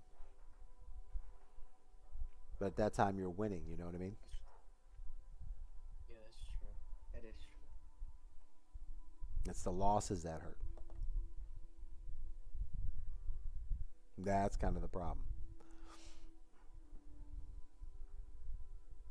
I'll make those videos, brother. I appreciate you hopping on, man. If you want to go check out that crypto exchange, man, no VPN, nothing needed on there. Some bonuses and then Definitely, bro. they put your hop in your user ID. Popping up more here, Yeah. So you're in the free Discord right now. Yeah. You can hop in the trades in there, and then once you get your free trades in, put your user ID. Put your user ID number for BitNX for the free lessons. So where do I put my ID once I make it? Right there. Yeah, just grab once you make it, put it in the free chat, and they'll upgrade you. Okay. All right, brother. I'm gonna hop off here. We'll do some more videos, man, and we'll be getting on. Then you'll see a schedule on there. They'll pop up on the Discord when we're hopping in and out. Oh yeah, bro. Definitely. I appreciate your time and all the knowledge you just gave out right now. Yeah. I mean, that's it's trading. When you build a good community, it's always fun to kind of like, see what everyone's thinking, where they're coming in at. It's exciting, man. It's like you see people do really well, and it's like that's what it's all about, man. I mean, it's free money out there for everybody.